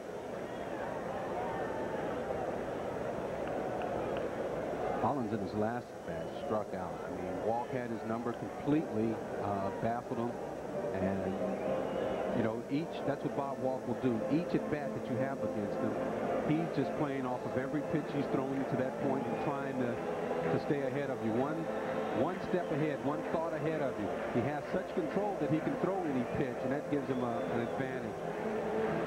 Dave Hollins in a position where he is ahead in the count with Darren Dalton behind him is used to seeing a fastball from a pitcher. But from Bob Walk, he just doesn't know at any time what he'll get. 1 ball and 1 strike on Hollins. Base hit right field. Kruk got a good jump. McClendon up with it. Throws to third. Bad throw, and that's going to let Hollins move into second. We mentioned that McClendon is not a good thrower out there, and he just missed a cutoff man and made a big mistake. Well, the fact that you're not a good thrower has nothing to do with it. You're taught basic fundamentals as a Major League Baseball player, and that is that you hit the cutoff man. Now, Hollins right there takes advantage of a high and in fastball. But you see McClendon right there thinks he has a shot at John Kruk, but doesn't. But what he does is allow the go-ahead run to move down to second base. Through that 20 feet over the shortstop's head, Jade Bell, who's a cutoff man. You'll see it right here. Look. I know they just left, but that was a cardinal sin he just committed. Here comes Leland. With Darren Dalton coming up, Jim Jimmy Leland's going to go to the bullpen. So Bob Walk will pitch into the 6th inning, probably. Well, we shouldn't give him the hook yet, because this is just the first trip out. But you would think with that left-hander up that Leland's thinking about pitching change. Well, you know, with Bob Walk, it's more so important that you hit your cutoff man, because we saw how, with his pitching ability, he can entice a double play ground ball from someone. We saw him do it with Morandini in the last inning. So, and Jim Leland will not make a pitching change. Well, he might be discussing whether or not they want to pitch around this guy here. No, he's got a left-hander up in the bullpen only, though, with a right-handed batter, Chamberlain, on deck. Well, we'll see what happens. See, Bob Walk, we mentioned earlier, is not going to complete a whole lot again. Infield back for the Pirates. 1-0 Pittsburgh. Dalton takes it inside, ball 1. 1 ball, no strikes. Dalton with 6 homers and 16 runs batted, and he's got a couple sitting out there for him right now. Walk is working from the full windup. Dalton takes it low, 2-0, so a fastball inside, then a breaking ball. And either one strikes and intentionally, so you try to get him to maybe get himself out to chase something, but Darren Dalton's not biting. Dalton really wants to pull a ball here to get a run home and then to move another runner to third base with less than 2 outs. Oh, and he hits a fly ball to left field. Down the line, a long run, Lonnie Smith. He's near the stands, and it's a foul ball. It's a foul ball, as Lonnie Smith couldn't hold on to it. I thought there might be a chance for fan interference there for a second, but it's just a foul ball, and the Phillies get a big break. There's no fan interference because the ball is so far inside the ballpark here. Lonnie kind of at the last second, he just lunges at it. You'll see it right here, and overshoots it. You see, he overruns the ball right there. It's not even close to the fan. And the fan peeled off at the last second.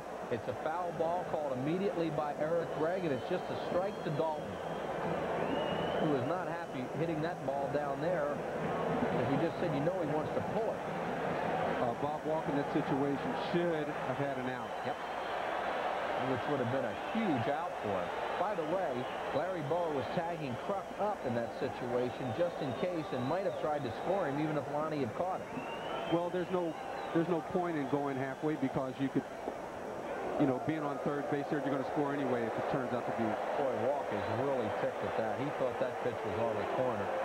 And Bonan calls it a ball, 3-1. You can see him very upset. Well, it could be mounting frustration, because he had a bad play by McClendon, and he had another play by Lonnie Smith that should have been called. Yeah, and the Pirates, a very good defensive team, are making mistakes in this inning. Ball 4, he walked them. They're loaded with nobody out for Chamberlain, who is 2 for 2.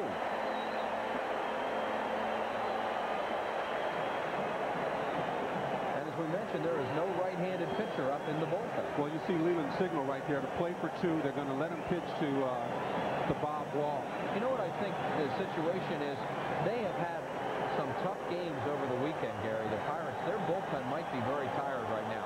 And Leland might not be able to make the moves he'd like to because of the long games they've had. Well, he's going to give him a shot here at Chamberlain, and then you got Milt Thompson coming up, so it's a repeat of another left-hander with Nagel ready. Chamberlain pops it up, playable in the infield. Garcia, the infield fly rule in effect, grabs it, 1 out.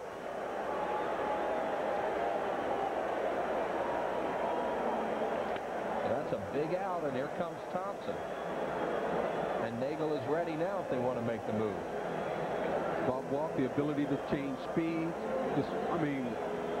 throws the ball that runs in a little bit, and Chamberlain, boom, just pops it up a little late on it.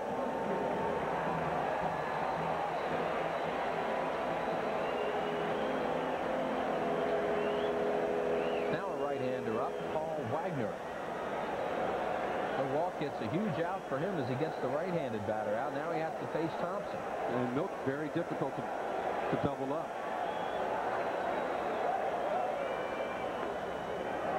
Oh, he can't believe that's a strike. Remember, Thompson couldn't believe it earlier when he was called out on strikes. On that exact same pitch. Pitch looked like it might have been outside. I doubt it. Our producer says it's outside. Yeah, it was. No balls and 1 strike on Thompson, who's lined out and struck out.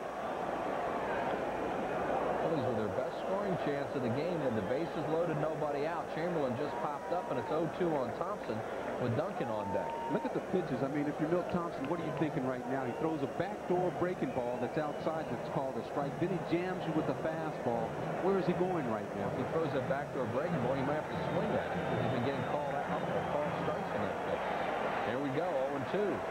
Breaking ball, good block by Slaught, 1-2. That's textbook block of a pitch by Don Slaught, who just let his body surround this ball and block it. Right, it's anticipation. You know a breaking ball's coming.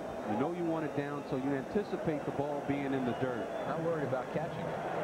1-2. To Thompson. Breaking ball, ground ball to second. Garcia. Did he get him? He got him, but it's a tie game. What a play by Bell to stay on second base somehow. They get the out on a good play by Garcia and a good play by Bell, and it's 1-1. Remember last year when Jay Bell had that problem with the phantom play at second base that cost the Pirates a game? This time, he makes sure that he just gets the one. This is a good play right here by Garcia. Takes a short hop, turns and fires low. Look at Jay Bell with Darren Dalton, who gets down there pretty good right on him. Makes a good play to stay right there on the bag. Yeah, he had him lined up, too. Now, here comes Duncan. The Phillies have nobody up in the bullpen, so Bob Walk knows that Danny Jackson will hit next. See how he approaches Duncan with 2 outs and runners at the corners.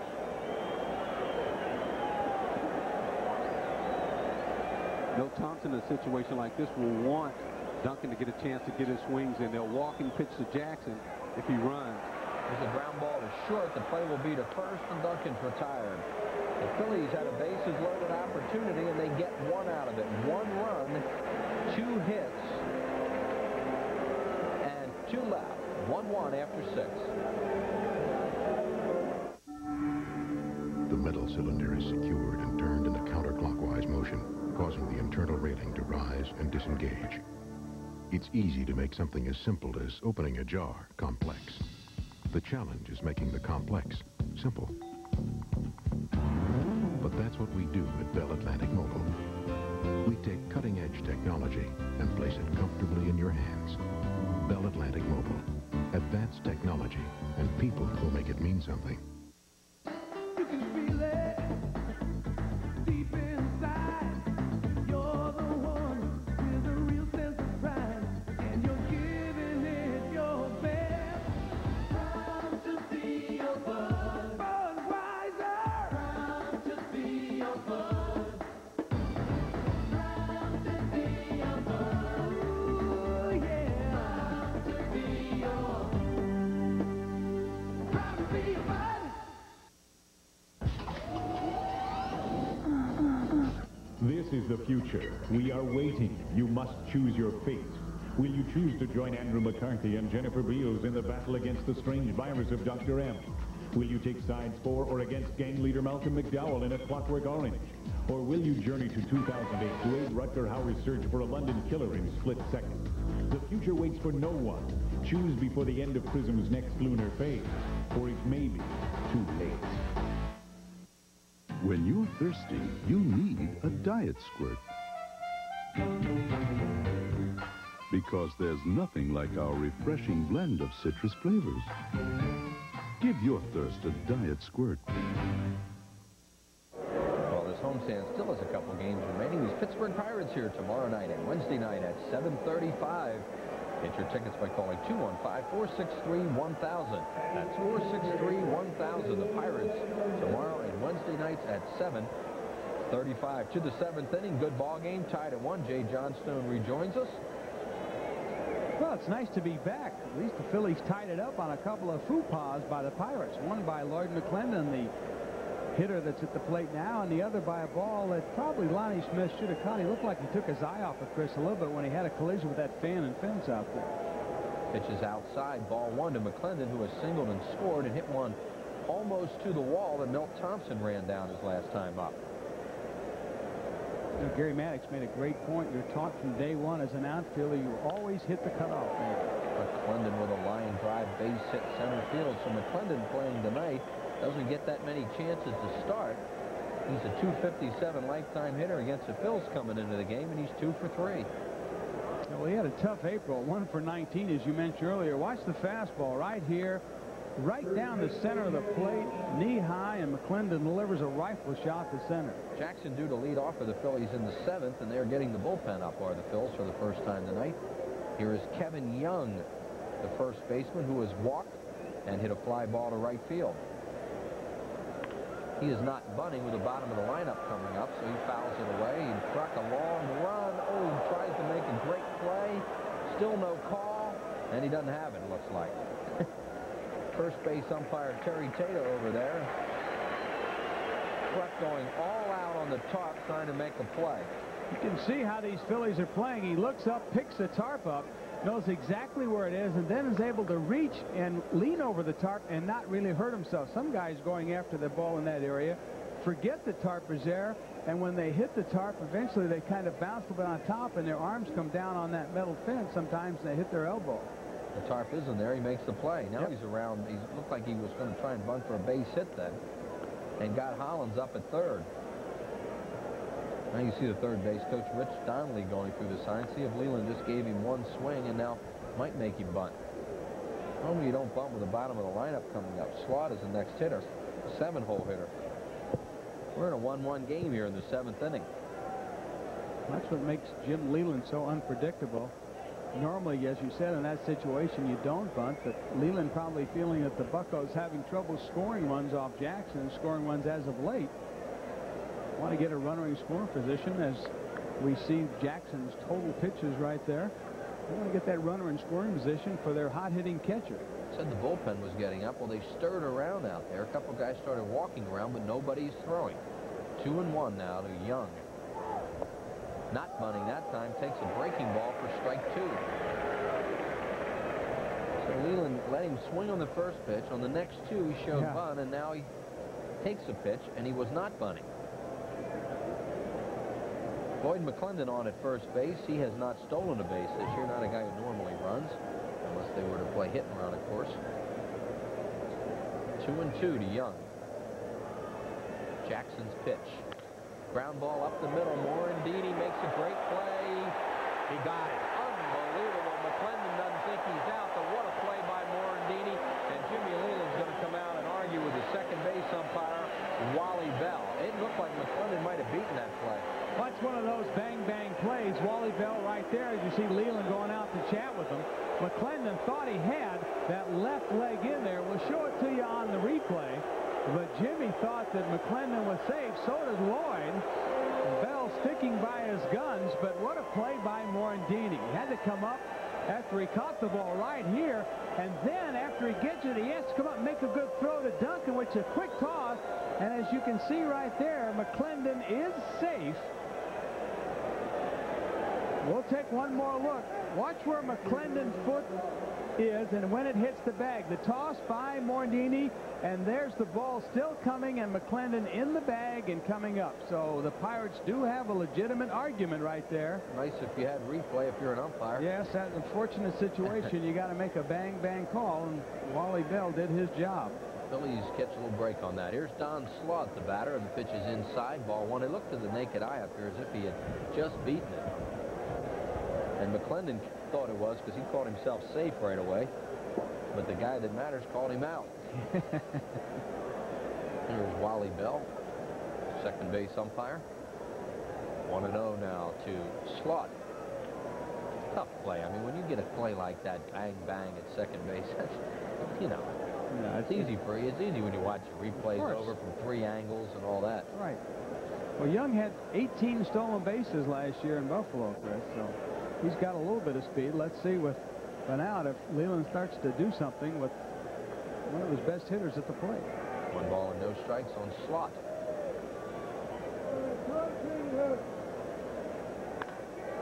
The deep right field. Chamberlain, a good jump. He's there at the track. Flies it down 2 away, and Young will return to first base. Slaught really drives that ball the other way. Well, he's just a good hitter. He doesn't try and hit the ball out of the ballpark. He likes to hit it where it's pitched. And as I mentioned before, the only National League catcher in the last 80 years to have that has had an average of 315. No one else has even come close to compiling that average of a guy that's got 200 or more games in the last 3 years. Carlos Garcia, the batter. He is 0 for 2, but he's knocked in the Pirates' only run of the game on a fielder's choice.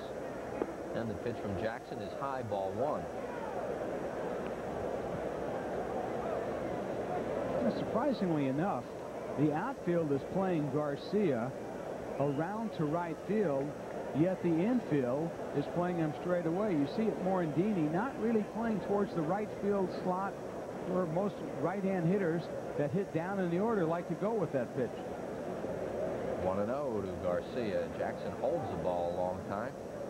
And now time is called by the batter Garcia. As Jay mentioned, Young, the base runner, did steal some bases in the minor leagues. Up here so far this year, he has not stolen a base in one attempt.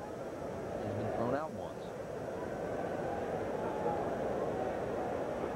Gets away from Dalton. And Young advances to second. Just as good as a stolen base. Be a wild pitch. Good base running by Young, who saw that ball in the dirt rolling away from Dalton, had a good break off first, and makes it to second base. And Young, a big guy, 6'3", 218 pounds. Ball just off the dirt and got away from Dalton. They have yet to score it. As Young goes to second base, it's a wild pitch, and the count is now 2-0 on Garcia with walk in the on-deck circle, but they would hit for him.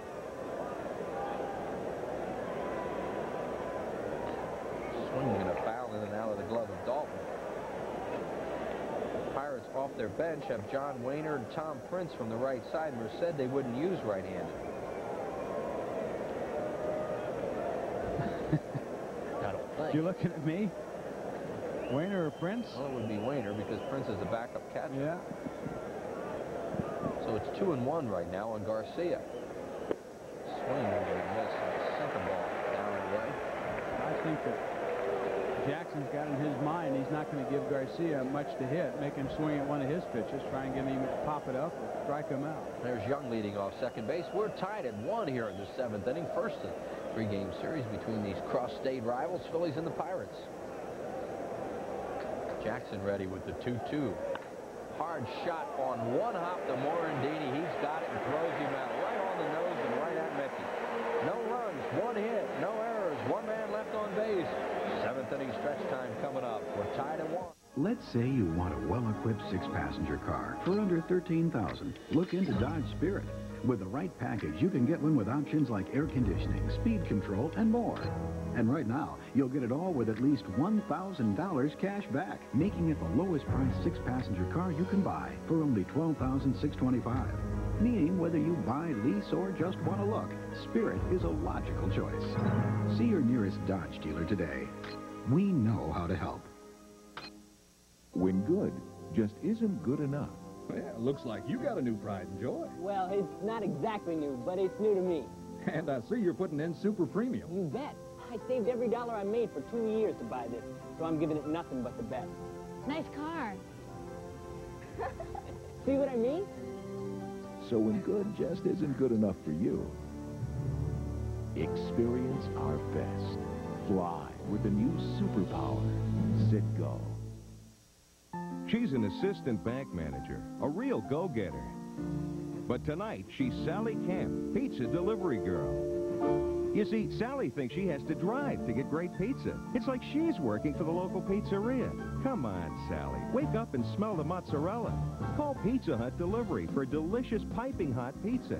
And right now, get a large Neapolitan pizza for $6.99 or 2 for $10.99. Hey, Sal, get off the road and phone it in. Why pick up? Pizza Hut delivers. Hi, I'm Dick Vermeil with a Blue Cross Blue Shield health tip. Do you want to lose weight? Then don't skip breakfast. Eating breakfast can reduce impulsive snacking and therefore can play an important role in losing weight. Nutritionists recommend that you include a low-fat, high-carbohydrate breakfast as part of your weight loss program. Well, Chris, we go to the bottom of the 7th. It's 1-1. Phillies 1 more hit than the Pirates. And Jim Fregosi letting Danny Jackson bat for himself. Jackson's pitched quite a game. Boy, has he ever. And Jim Fregosi, he will leave his starters in certain games, just depending on how it's going. And he believes Danny Jackson is still strong, and he's going to leave him in the ballgame. And Jackson takes strike 1 from Bob Walk. Jackson has pitched 7 innings 3 times now this year. His longest outing thus far is 7 1/3 innings at San Diego on the 29th of April. Bob Walk up to 100 pitches. Jackson swings and misses. Danny has flied out and sacrificed. This were the 8th inning, there's no doubt he would hit for him. In the 7th, he's going to let Jackson bat and then go another inning, possible. It's not like the Pirates are killing him, you know. No, he's still strong. Oh, look at this. Garcia. Got it. What a terrific play by Carlos Garcia. It looked like a possible base hit, and Jackson was busted going down the line. After watching Garcia flip that ball, it kind of reminds me of another Philly second baseman, Manny Trio, who could make that play sidearm as best as anybody in baseball. Watch him flip his sidearm and with something on it. That wasn't a lot of step. It's a great play. Oh, terrific. Now we know why that they got rid of Jose Lee. Kid can make the plays, and they said he has better range right there. He just proved all those scouting reports correct. It's great quickness. They're going to put him on a softball team to pitch after that. That looked like a softball pitcher. Carlos Garcia, who also can play shortstop and has a shortstop arm from what we've been told. Well, you know, coming into this season, he'd only played 14 games at second base. You know, he's primarily a shortstop. Dykstra fouls this one. Just out of play as King gives chase, and so does Bell. But, you know, when you're primarily a shortstop and you only play 14 games at second base, and your manager comes to you and says, hey, look, you're going to play in the big leagues, but you're going to play second base. Garcia is from Venezuela. As we look at Jeff King, the third baseman, there is Garcia. He's 25 years of age, 6'1", 185-pounder. Signed by Pittsburgh in January of 1987. No balls, 2 strikes on Lenny. Outside. 1 run, 4 hits, no errors. Pittsburgh. 1 run, 5 hits, no errors. Phillies. We are in the 7th. Phillies 10-1 in 1-run games, 6-0 in extra inning games.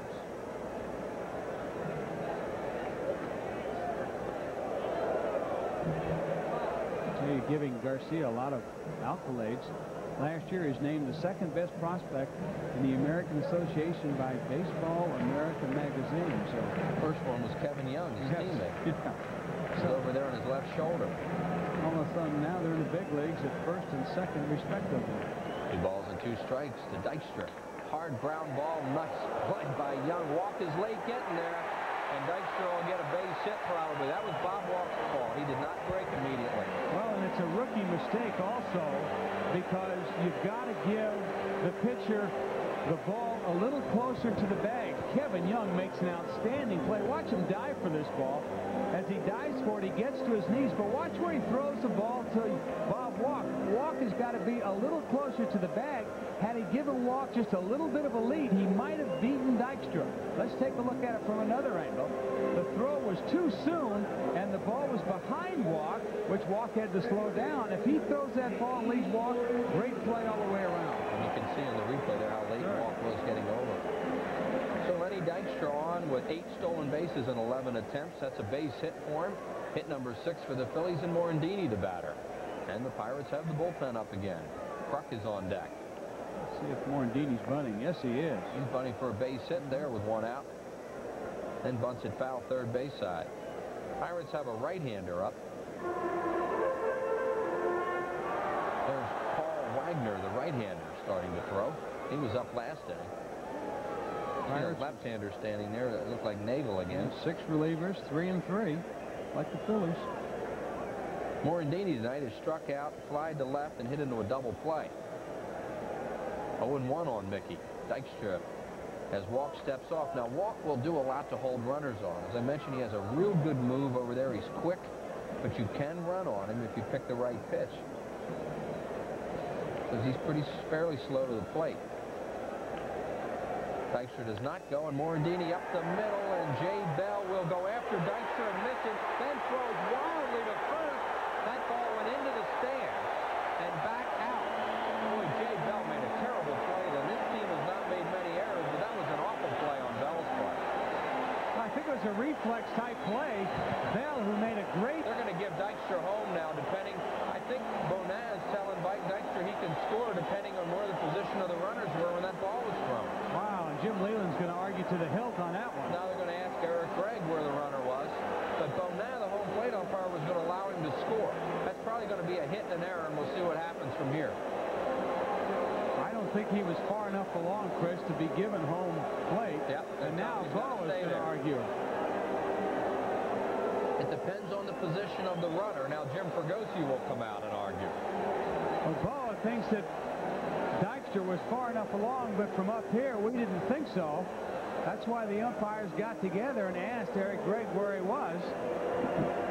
Fregosi trying to figure out why Bonan changed his mind or why Gregg had him change his mind. And here comes crew chief Terry Tata. What the play was is a ground ball hit up the middle. Walk did a great job in stopping a little bit, got some glove on it, and Bell had to rechange his direction. He got the ball, but Dykstra came to the inside of second base and slid around Bell, who tried to tag him. Then with Bell's momentum going towards the pitcher's mound, he decided to underhand flip it to first base, and the ball went way wild and high, one hop right into the stand just past the Phillies dugout. And then all eyes riveted to Eric Gregg. And then you see the discussion going, and it's on, on the position of the base runner whether you get 1-1 on this, and they say no. Here's the play. Sinking fastball. See how Walk just does slow it down. Now Bell has to rechange direction and go after a sliding Dykstra on the inside half of the diamond. Nice play by Lenny. Then look at the off-balance throw by Bell, and ball goes way over Young's head. One hops into the crowd. And the ball then goes into the stands. You see this fan will knock it back. Great play by Dykstra to avoid the tag, and then Bell just throws out of control. It's a terrible play on his part, and he's lucky it wasn't worse. And we mentioned the Pirates don't make many errors. They're going to call it a fielder's choice and an error on Bell. His first error of the year, and only the second Pirate error in 90-some innings. There's Jim Leland looking on, who came out to argue that the Phillies should not have been allowed to have that run score, and he won the argument. So give Morandini just a fielder's choice and an error on Bell. They're walking Kruk intentionally. Hollins is going to come up. Well, when you know you're playing good baseball, Chris, you get the breaks, and the Phillies tonight have gotten 3 of them. And luckily to be tied 1-1. One of them was McClendon's over the throw of the cutoff man, allowing the runner to go into second. And Lonnie Smith on a fly ball down the left field line. A little collision with the fan and the fence. Jumped too soon, dropped the ball. Walk did a great job of getting out of that inning, only giving up 1 run. And here now the Phillies have runners in scoring position with only 1 out, with a chance to go ahead. And Dave Hollins, 419 with runners in scoring position. Breaking ball, ball 1 low. He has walked, struck out, single to right. 1-1 in the 7th. The Phillies have them loaded for the 2nd straight inning. Last inning they had them loaded with nobody out, and they wound up with 1 run. Here there is 1 out. Dalton on deck. Bob Walk will work from the windup. Hollins fouls it away left side, now to play. Walk will try and sink that ball away and get a double play. Hollins trying to go the other way with it. Lonnie Smith very deep in left field, playing over towards left center. Andy Van Slyke shading him towards right center. And McClendon straight away in right. Good thrower in Van Slyke in center.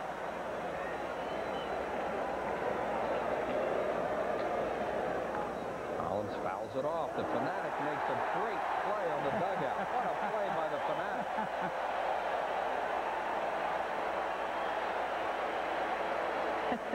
The crowd loved that. You gotta love that one. Dave Raymond, watch this play. Pitch inside and a ball. Hollins goes down and after it. Good to his left, huh? Not bad. 1-2 to Hollins. Hard ground ball. They're going to come home with it. It's a high throw. Did Slot get him? Yeah. And Lenny Dykstra throws his helmet. He can't believe that Slot made the tag on him. Boy, we have had some night here. So he's out. The bases are still loaded. A high throw from Young, the first baseman, and Slot somehow got the tag on him, says Greg Bonan. They're 2 out and they're still loaded. Well, Jim Fregosi did the right thing. He quickly rushed out there to save his center fielder because you don't want to get thrown out of the game. Dykstra came very close when he tossed his helmet. And Fregosi quickly out there to take the pressure off Dykstra to find out what happened. We'll show you the replay. But the Phillies very precariously getting Dykstra away from the umpires. The throw is way high and up the third base side. We'll see if Slot tags him. Dykstra said no. Can't tell by that one. Can't tell on that end. Bonas said he had perfect position, and he said yes immediately. And now Swat broke his mask on the play. He's back in the dugout. You see Dykstra go after Bonas, and Fregosi, as Jay said, went out to get him away from him. Well, that's what you got to do. You don't want Dykstra out of the game in this situation. And quickly, John Vukovic followed suit, went out and grabbed Dykstra and kept him away from Greg Bonan.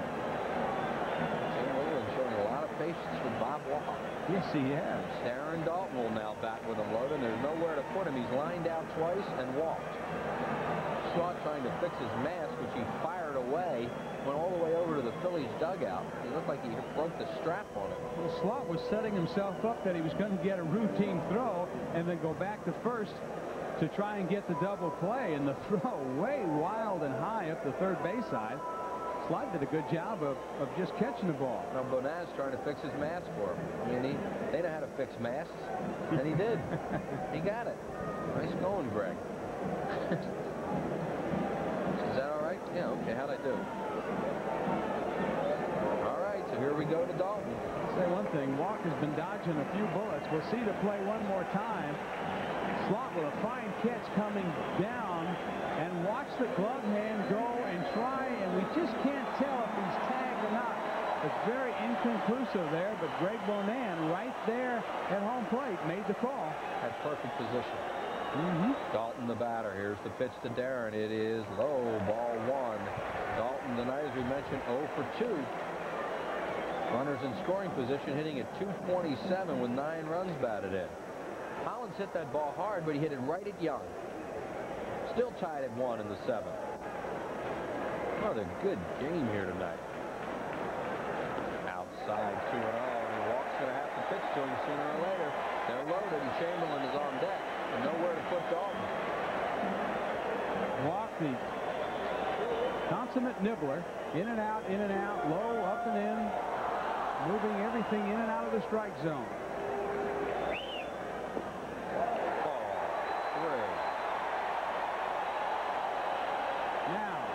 In this situation, partner, will you let Darren swing away 3-0? No.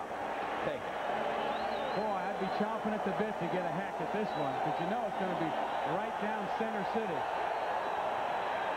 On the outside corner. How about that? He's even nibbling 3-0. 3-0, and he puts one on the outside corner on the black. That's why you don't want to swing 3-0 in this guy. 3 balls and 1 strike to Dalton.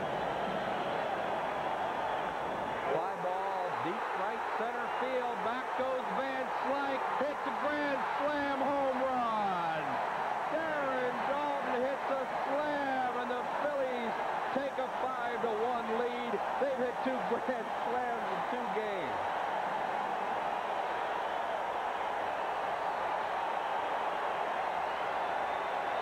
Well, we don't have to tell you about it. All you have to do is listen. And while you're listening, Chinko just donated another $200 to the Child Guidance Clinic by that grand slam home run by Darren Dalton. Home run number 7. Curtain call time. Yes, sir, and he deserves it. Walk tried to get that 3-1 pitch on the inside part of the plate, and he missed. So the Child Guidance Clinic is the recipient of another $200 by Chinko. Watch the pitch. He wants it inside. It's 3-1. It comes back out over the plate, and the crowd erupts.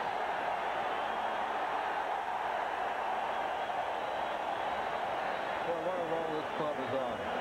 Darren Dalton, a grand slam. And just like that, it's 5-1, and here's Chamberlain. I guess that's why Fregosi figured, well, I'll let him swing 3-1. We'll make him take 3-0. Boy, is this place buzzing. There's a long drive to left field, but it'll stay in the park. Chamberlain got that one on the end of the bat, and Ronnie Smith grabs it. What an inning for the Phillies. 4 runs. Just 2 hits. 1 error. And Darren Dalton, with this swing of the bat right here, makes sure nobody is left on base. This is your world, genuine and true. You're the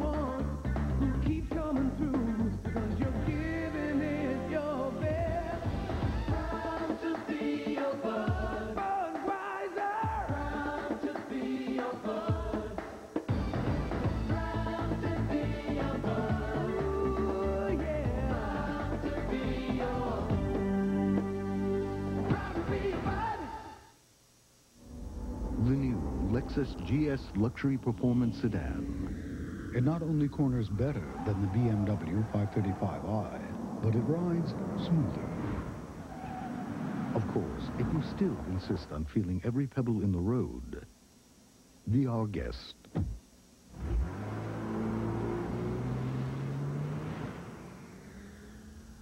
See the GS at your Lexus dealer.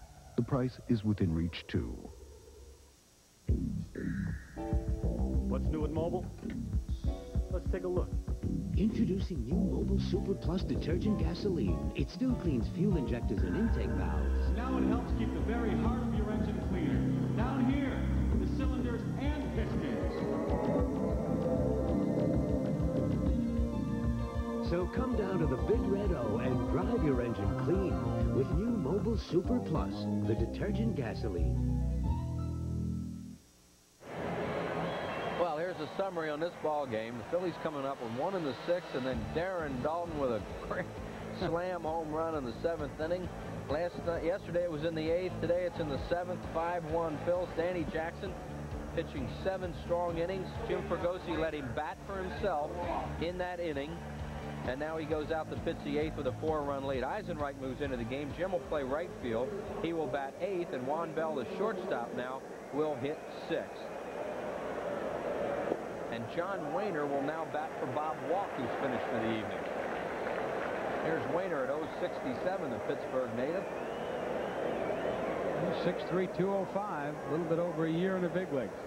And Jim Leland had 3 left-handers in the bullpen, and he let Bob Walk pitch to Darren Dalton, and Darren Dalton made him pay for it. As I mentioned, their bullpen might just be worn out from that weekend series that they had with the Expos. But that's something I'm sure they'll ask Leland about gently afterwards. There is Jim Leland, who's as good a manager as there is in the league. Walk did a pretty good job of dodging some bullets the inning before, so. Yeah, with 3 left-handers in that pen, though, you don't think he'd let Dalton hit off him, and he did. And he hit the grand slam. Now he has Robertson up. That's Rich Robertson, a rookie. He also has Denny Nagel and Dennis Moeller. 2 of them are very young, Moeller and Robertson. Pitch to Wayner is inside, ball 4. So Jackson will lead off walk to the pinch hitter John Wayner, and that'll bring up Lonnie Smith, and that'll get him throwing in the Phillies bullpen with left-hander David West up. Phillies Dream Week time again. Don't forget, you can come down to Florida, meet everybody. A lot of good people come down there. People you know, Johnstone, Lazinski, Taylor, Tekulve, Boa, and you for a full week of fun. Just call 938-1200. Make that call, and we'll see you in Florida next year. Spots are filling up rapidly, so when you get a chance, make that call as soon as you can. And don't miss out on Dream Week. Lonnie Smith is 0 for 3 with a couple of strikeouts.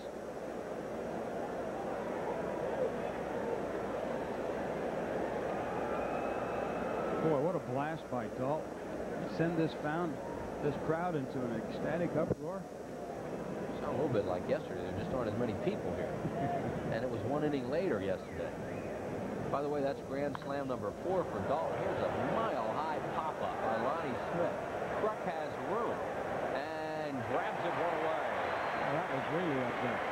Kruk kind of double-step, little staggering effect there at the end. The ball started to come down, tail back as the wind got it a little bit towards the infield. John stayed right with it. By the way, if you folks are out watching this game in a bar, you know, you can go right home tomorrow, pick up the phone and call Prism and watch it in your own home. Help root the Phillies on to victory this year and all the way home. Jay Bell, the batter. By the way, that error by Bell last inning, none of the runs were unearned. They're all earned on Bob Walk. His final line is 7 innings, 7 hits, 5 earnings, 5 walks, 1 of them intentional, and 3 strikeouts. And you know, you start looking at the walks. Jackson with only 2 walks. Walk with 5. There's a difference in the game right there. Fouled away. Well, some strange plays in that inning, too, as Dykstra dodged the tag at second, was not able to dodge the tag at home plate, according to Greg Bonan. That kept him loaded. And for once, there was no place to put Dalton. I mean, they keep pitching around him all the time in those situations, and they couldn't pitch around him tonight. And he made him pay. There's Kruk playing off Wayner at first with a 4-run Phillies lead. Darren Dalton, by the way, his RBI total is now an even 20 with his 7th home run in the year. There's Dutch. You know, he hit some balls to left field tonight, which is a good sign for him when he starts to do that, and then he pulled that grand slam. Swing and a miss. He struck him out. Strikeout number 6 for Danny Jackson, 2 down. Jackson with a new breath of life. Watch this pitch. Got some good pop on a slider. The ball was up in the strike zone. Bell went after it, didn't even foul it. Normally, when you get a high slider in that area, that's got hit me all over. But Jackson really put some pop on that one.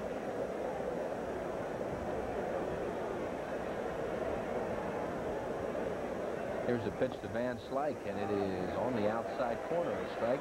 Danny Jackson's last complete game was in 1989 when he was with Cincinnati. He has now pitched 7 2/3 innings tonight. The Phillies do have the bullpen up with David West. It's not a save situation with a 4-run lead. In the dirt, and a good block by Dalton. Van Slyke wants Bonan to look at the baseball.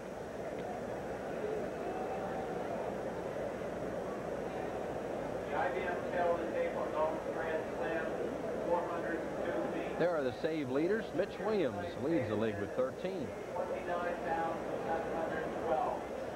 29712. Breaking ball misses. 29,712. Good crowd here on a Monday night. Probably had a good walk-up crowd on a beautiful night for baseball, and they have been rewarded with a heck of a game so far.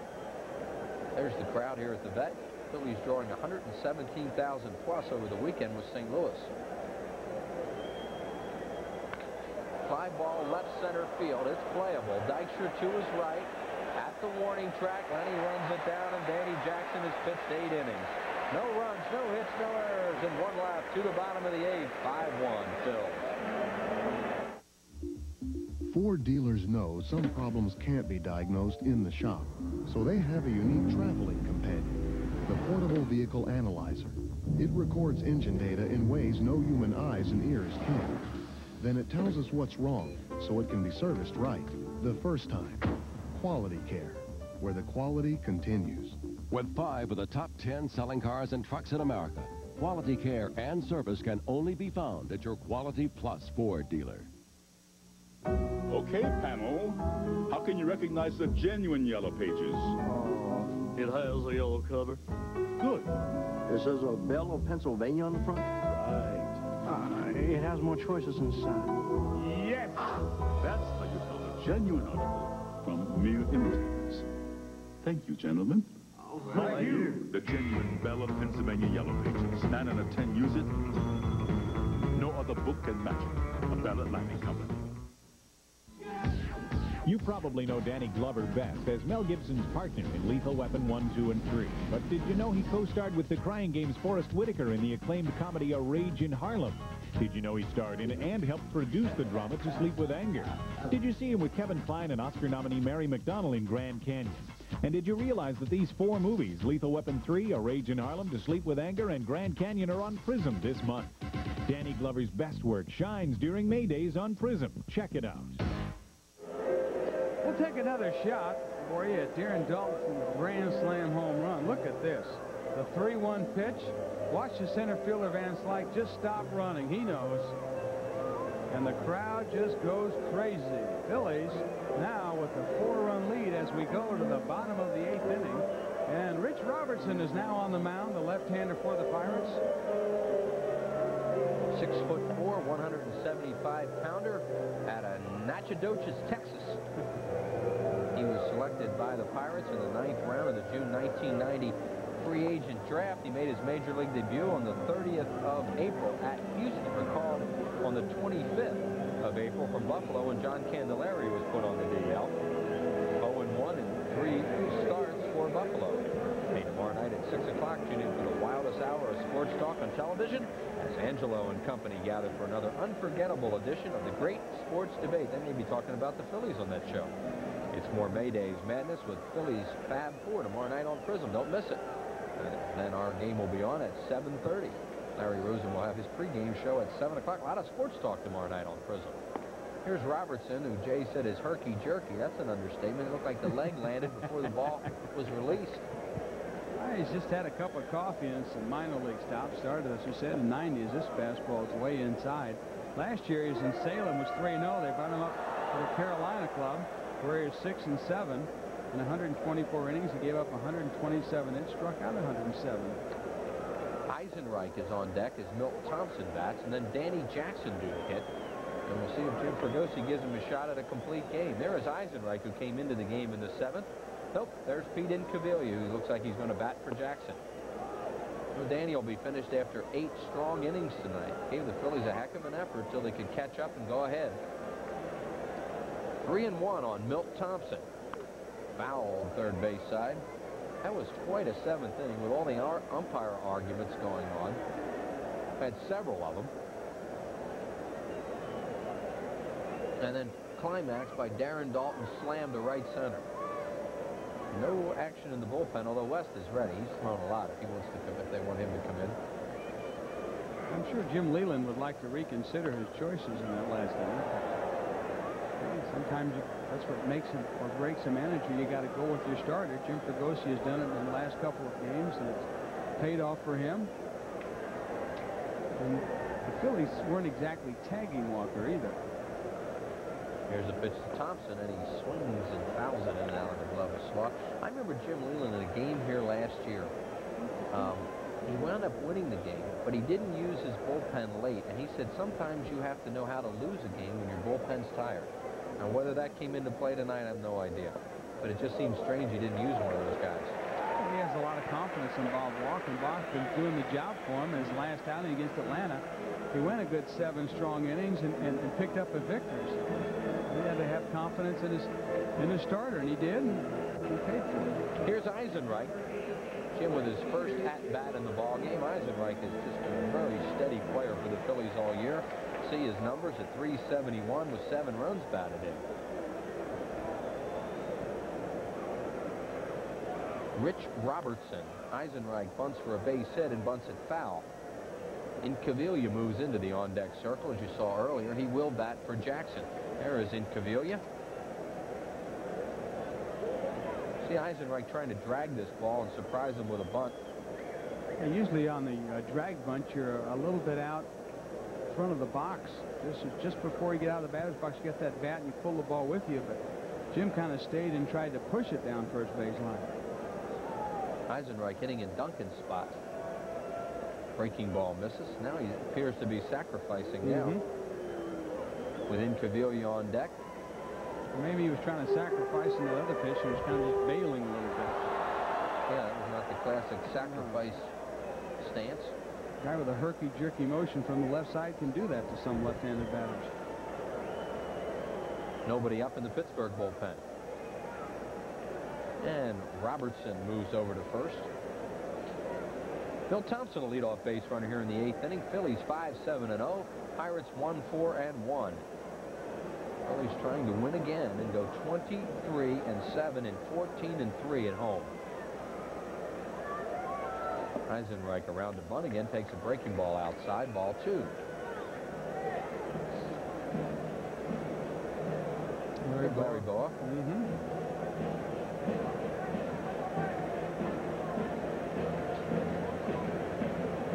You know what those signs were? It means hurry up. Sheena's got the hot chocolate on tonight. There goes Thompson, and it's a hit and run. And he fouls it back. So they took the bunt off, went to play hit and run. And Eisenreich fouls the pitch off 2-2. Thompson will go back to first. And now Boa goes through the signs again. That probably means you're on your own.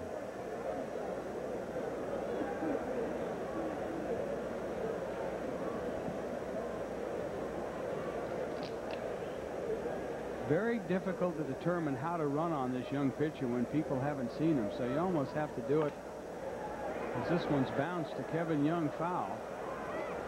So Thompson over at first base watching the herky-jerky motion of Robertson. And you almost have to go pitch by pitch. What base runners look for from a left-hander, and most base runners will tell you that they like to steal off left-handers because they're facing you, is that front foot, which would be the right foot. When the front foot gets behind the pitching rubber, then you can go. But most crafty left-handed pitchers will bring that right foot up even with the pitching rubber. Then you can either go to first or go home. So the base runner then has to wait to see which way the pitcher's, what direction he's going to take. Eisenreich swings and misses at a breaking ball. So Robertson gets a strikeout. Looked like he pulled off on that one a little bit. Robertson with the big breaking ball. Eisenreich just a little bit out in front of it. As you can see, his balance and his weight is going way forward, and the pitch is on the outer part of the plate. And here comes Incaviglia batting for Danny Jackson, who did a great job tonight. 8 strong innings for Jackson. Incaviglia batting at .242, you see, with 3 homers and 14 runs batted in. As a pinch hitter, he's 2 for 5 with 1 RBI. Pete Incaviglia batting for Danny Jackson with Lenny Dykstra on deck. And we'll see if Thompson thinks about running. They're playing Incaviglia as a full hitter, of course. And the pitch is low, ball 1. Carlos Garcia, the second baseman, over near the bag. You haven't seen Incaviglia for a few days. He shaved that mustache off the other night. Yeah, it looks a little different. He really looks different. Here's what those he massive, did against the Pirates last year. Those massive forearms he has. Had a couple of buildings for breakfast this morning.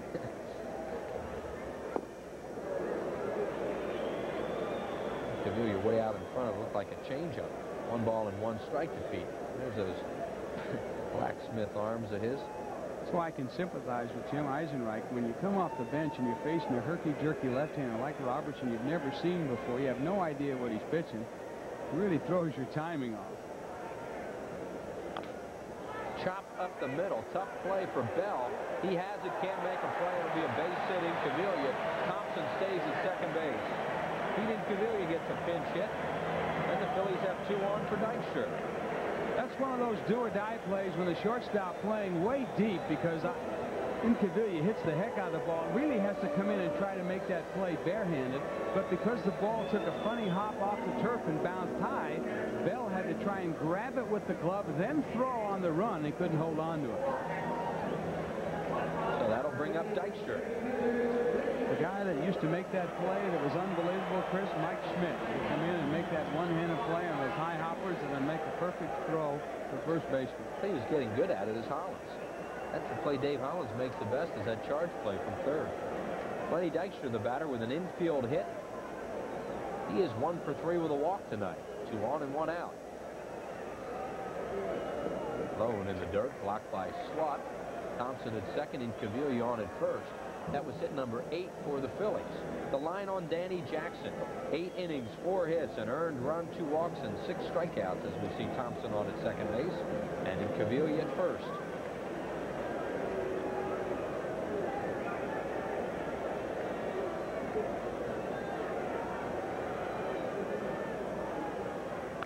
Hard ground ball right at Garcia. That's a double play ball. And they get Dykstra hit it right on the nose, but right at the second baseman. 4-6-3 on the double play. In the inning, no runs, a hit, no errors, and 1 left. To the 9th, 5-1 Phillies. In a game rich with traditions, Sherwin-Williams has created one of its own by preserving and protecting the national shrines of our national pastime. This is the paint of the pros. And it's the choice of millions of fans at home. And while your town may not have a big league ballpark in it, it does have a big league paint store. The pros know. Ask Sherwin-Williams.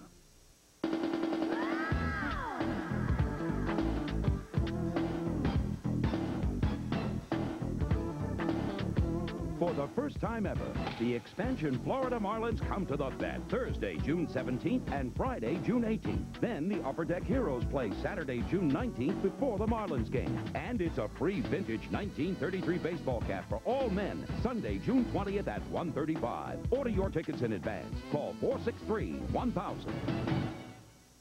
Did you know Texaco puts System 3 in every grade of gasoline? System 3 gets high marks in every grade, which is a lot better than I ever did. My dad says Texaco puts System 3 in every grade. I'm in the 4th grade. Of course. That's why I always Always fill up with System 3. What do I look like? Don't say it. Visit your Texaco station. I can get the tires rotated, the car lubed, and still get home in time for the game. Mow the lawn. For unbeatable System 3 gasolines and so much more. Mow the lawn. Mow the lawn. Let's check out the National League scoreboard. Cincinnati over the Padres by a run in the 8th. That's a shutout for Brett Saberhagen, now 3-3. They go 2-2 with Florida. Chicago winning at home over the Dodgers 6-1. Atlanta 2, Houston 1 there in the 8th. And Colorado 4, San Francisco 1. St. Louis and Montreal are not scheduled tonight. In the American League, they're in the 10th at Detroit 1-1. The Yankees in Detroit. Same thing. Boston at Baltimore, they're in the 8th. Top of the first inning, Texas at Oakland. That's Charlie Lebrand and Ron Darling. Minnesota at California. They're just underway. Willie Banks for the Twins. John Farrell for California. And Alex Fernandez leads Seattle 1-0 for the White Sox against Mike Hampton. Part of the crowd of 29,700 looking on tonight. And here is David West, the left-hander. What a job he's done out of the Phillies bullpen. Look at those numbers. And has the best strikeouts per inning ratio on the club, 19 Ks in just 13 and 2/3 innings. So David West, after a troubled spring training, coming into the season, really pinpointing those darts, putting the ball exactly where he wants. Hard fastball, hard slider from David West, and he'll face Jeff King, Lloyd McClendon, and Kevin Young as he'll try and close this one out for the Phillies and Danny Jackson. 4-run lead, not a save situation for West.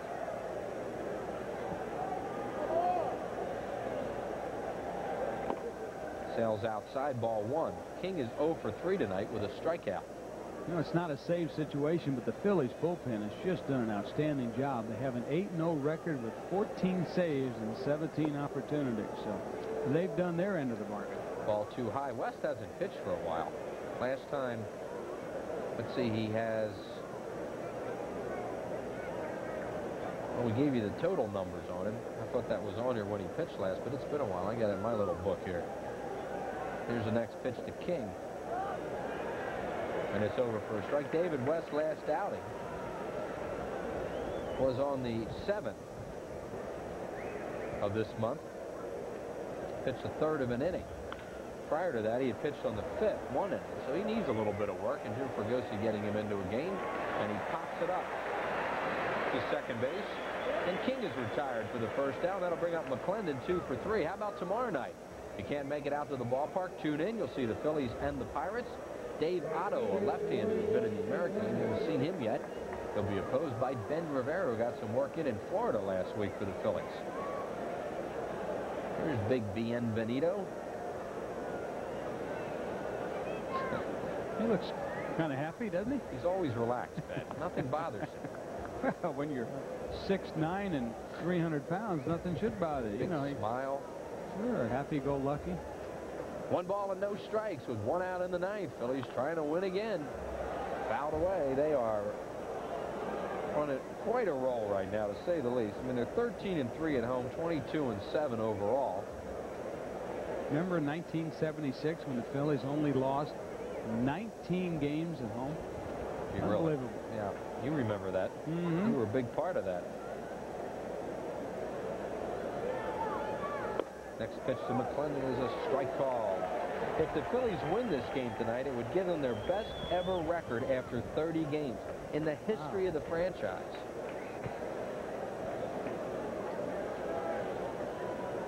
Well, he got a pretty good shot. 1-2, he struck him out. Chased the bad ball, and David West, as Jay mentioned, he gets a lot of strikeouts. He gets his first one. Strikeout number 7 in the game for Phil's pitching, 2 outs. West has a good running fastball there. You see the ball up in the strike zone taking off. When the hitter sees that ball come out of the pitcher's hand, he thinks it's going to be a strike. The ball just does tail out of the strike zone. That might have been a ball up in the strike zone, maybe even a ball. But West has got good velocity tonight. You can see that one right there. The crowd's not even standing tonight. Oh. They're getting used to this stuff. They're just filing out. Oh, another win. 1 ball, no strikes. And that's over for a strike, 1-1. And they're starting to think maybe they have to get Mitch out there to be on their feet in this situation. Just kind of taking, oh, well. Another get win. him out here. Go home. Low and outside, 2-1.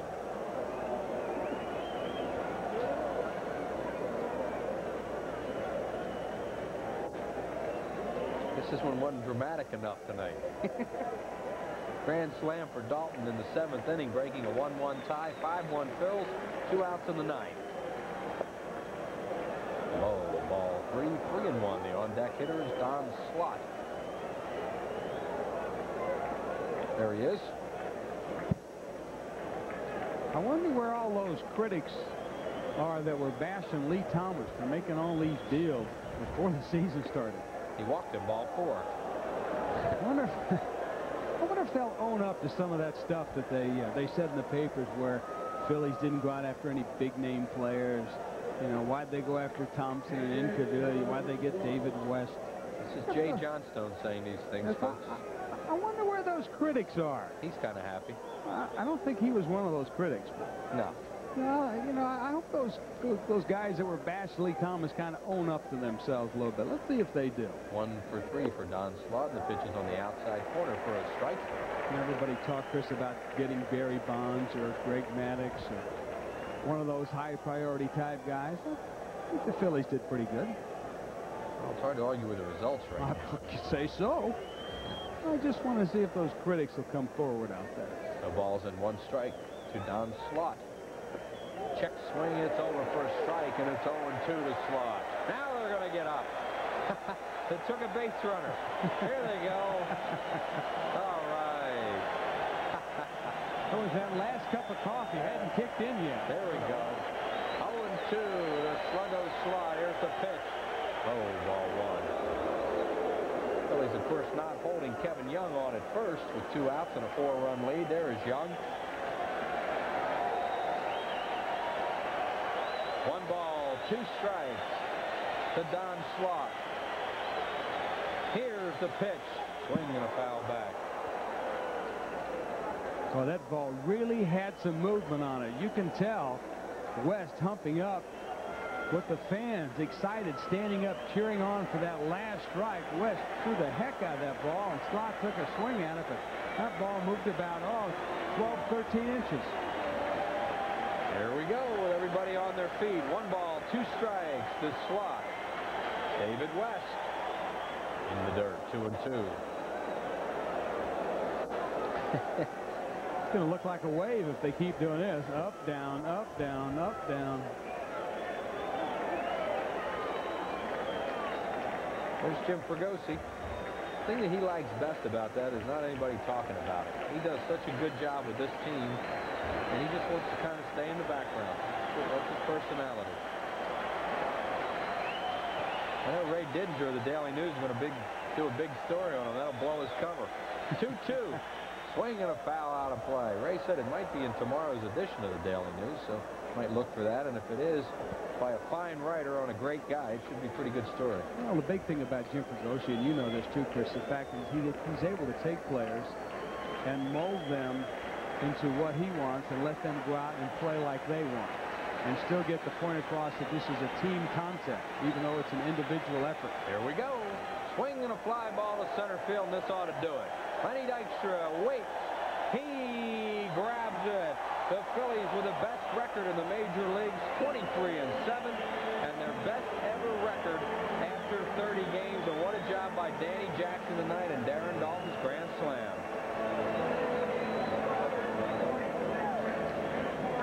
Well, I guess we are a little happy out there. Dalton, big hit. 14-3 at home. Phillies, terrific home record. And we'll take a break, and we'll be right back shortly as the Phillies pick up another win here at the Veterans Stadium. Dak asked a few average card collectors whose cards they collect. I collect Steve Young. I collect endorsements. I collect back doctors and surgeons. Rings. I collect fines. I just collect fishing lures. The Muskie Dingbat. Dingbat. I have a 56 powder blue Chevy. Powder blue? A Ferrari. I collect Reggie. Rolls Royce. Reggie. Really? Not. Yeah. The smooth. Original interior, original carpet, drives like a dream. She's an assistant bank manager, a real go-getter. But tonight, she's Sally Camp, pizza delivery girl. You see, Sally thinks she has to drive to get great pizza. It's like she's working for the local pizzeria. Come on, Sally. Wake up and smell the mozzarella. Call Pizza Hut Delivery for delicious piping hot pizza. And right now, get a large Neapolitan pizza for $6.99 or 2 for $10.99. Hey, Sal, get off the road and phone it in. Why pick up? Pizza Hut delivers. When you were a child, you were told we're all created equal. But now that you're a little older, you see things a bit differently. The new Lexus GS Luxury Performance Sedan. It's roomier, quieter, and rides smoother than cars costing thousands more. Maybe we are all created equal, but it doesn't have to stay that way. See your Lexus dealer for treatment that's unequal. Sunday afternoon, May 23rd at 1:35, the Phillies battle the Expos. And children 14 and under get a really great-looking equipment bag free. Compliments of Super Pretzel. Now, there's a twist. To order tickets, call 463-1000.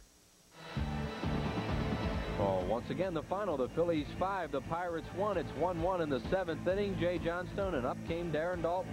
Bases loaded. Bob Walk has nowhere to put him. He goes 3-0 to Dalton. On 3-0, he nibbled on the outside corner. Dalton took it, but then with the count 3-1, Bob Walk tries to come inside. Watch the ball tail back inside, knee-high on the inside corner, and Darren Dalton with the score tied 1-1 in the bottom of the 7th inning gives the Phillies their second Grand Slam home run in 2 days. And Darren Dalton's 4th Grand Slam in his career, and he is our Texaco star of the game. We'll have more. Stay tuned. We'll be back right after this.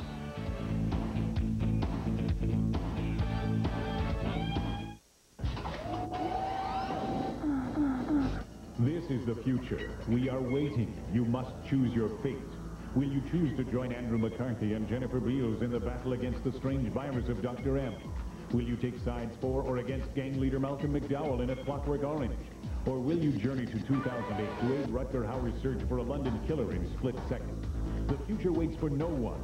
Choose before the end of Prism's next lunar phase, or it may be too late. May I help you, sir? Yeah, I'll have a Coca-Cola. You sure you want a Coke? Yeah, I want a Coke. Okay, pal. You order a Coke? It tastes good. You didn't care if it was a Coke. You just want to I'll just have a cola. I'll just have a cola. I'll just have a cola. Need a drink, sir? I'll just have a... You'll just have a... I'll just have a Coke. Ooh. You're the guy's a Coca-Cola. See you, pal. Oh. Some people will only go to Texaco. Why? Why? Are you kidding? Look at this cab. It's as clean as my fuel injectors. System 3 gasoline helps restore performance to older models. I know about that. And Doritos. Ha ha! Everybody gets what they want. Tommy gets pretzels, Dawn gets juice, Van gets System 3. Visit your Texaco station and Food Mart for unbeatable System 3 gasolines and so much more. I always come here to fill up. Thank you. Thank you very much. Trouble with heartburn? Well, you could change your job, change your lifestyle, change your diet. Bon appetit. Or better still, reach for Rolaids. It absorbs acid fast to bring 100% relief to millions. So maybe you can't change your life, but you can get relief in original and calcium-rich. Rolaids spells relief. Well, it's starting to look like Broadway around here with all these curtain calls. Mariano Duncan yesterday, and here comes Darren Dalton out after his Grand Slam home run tonight. Look at Danny Jackson there with a jacket, how happy he was. And that's why, because he winds up the winning pitcher in this ball game. Phillies win at 5-1. Jackson, 8 strong innings. He's now 3-1. Phillies pitching continues to be very good. Offense, you know, starting to come around a little bit. And, Jay, I asked you at the beginning of this telecast, now, you ever see a roll like this? This is one of the more unbelievable things I've ever seen. Well, what I'm watching good pitching, which the Phillies didn't have last year, fine defense, and all of a sudden the hitting is starting to come around. Last year, the Phillies were noted for their offense, but couldn't get anybody out from the mound. This year, the pitching's doing all the work, and now the offense is starting to come around. And if you finally get those two together somewhere in the middle, watch out. You're liable to have a run like 1976, where the Phillies only lost 19 games at home. Well, it's unbelievable right now. 23-7. the best record in Phillies history after 30 games. We're going to be right back here tomorrow night. JJ, we'll Can't see wait. you then. It's nice to see a winning team, you know? Okay, back with a final word coming up right after this.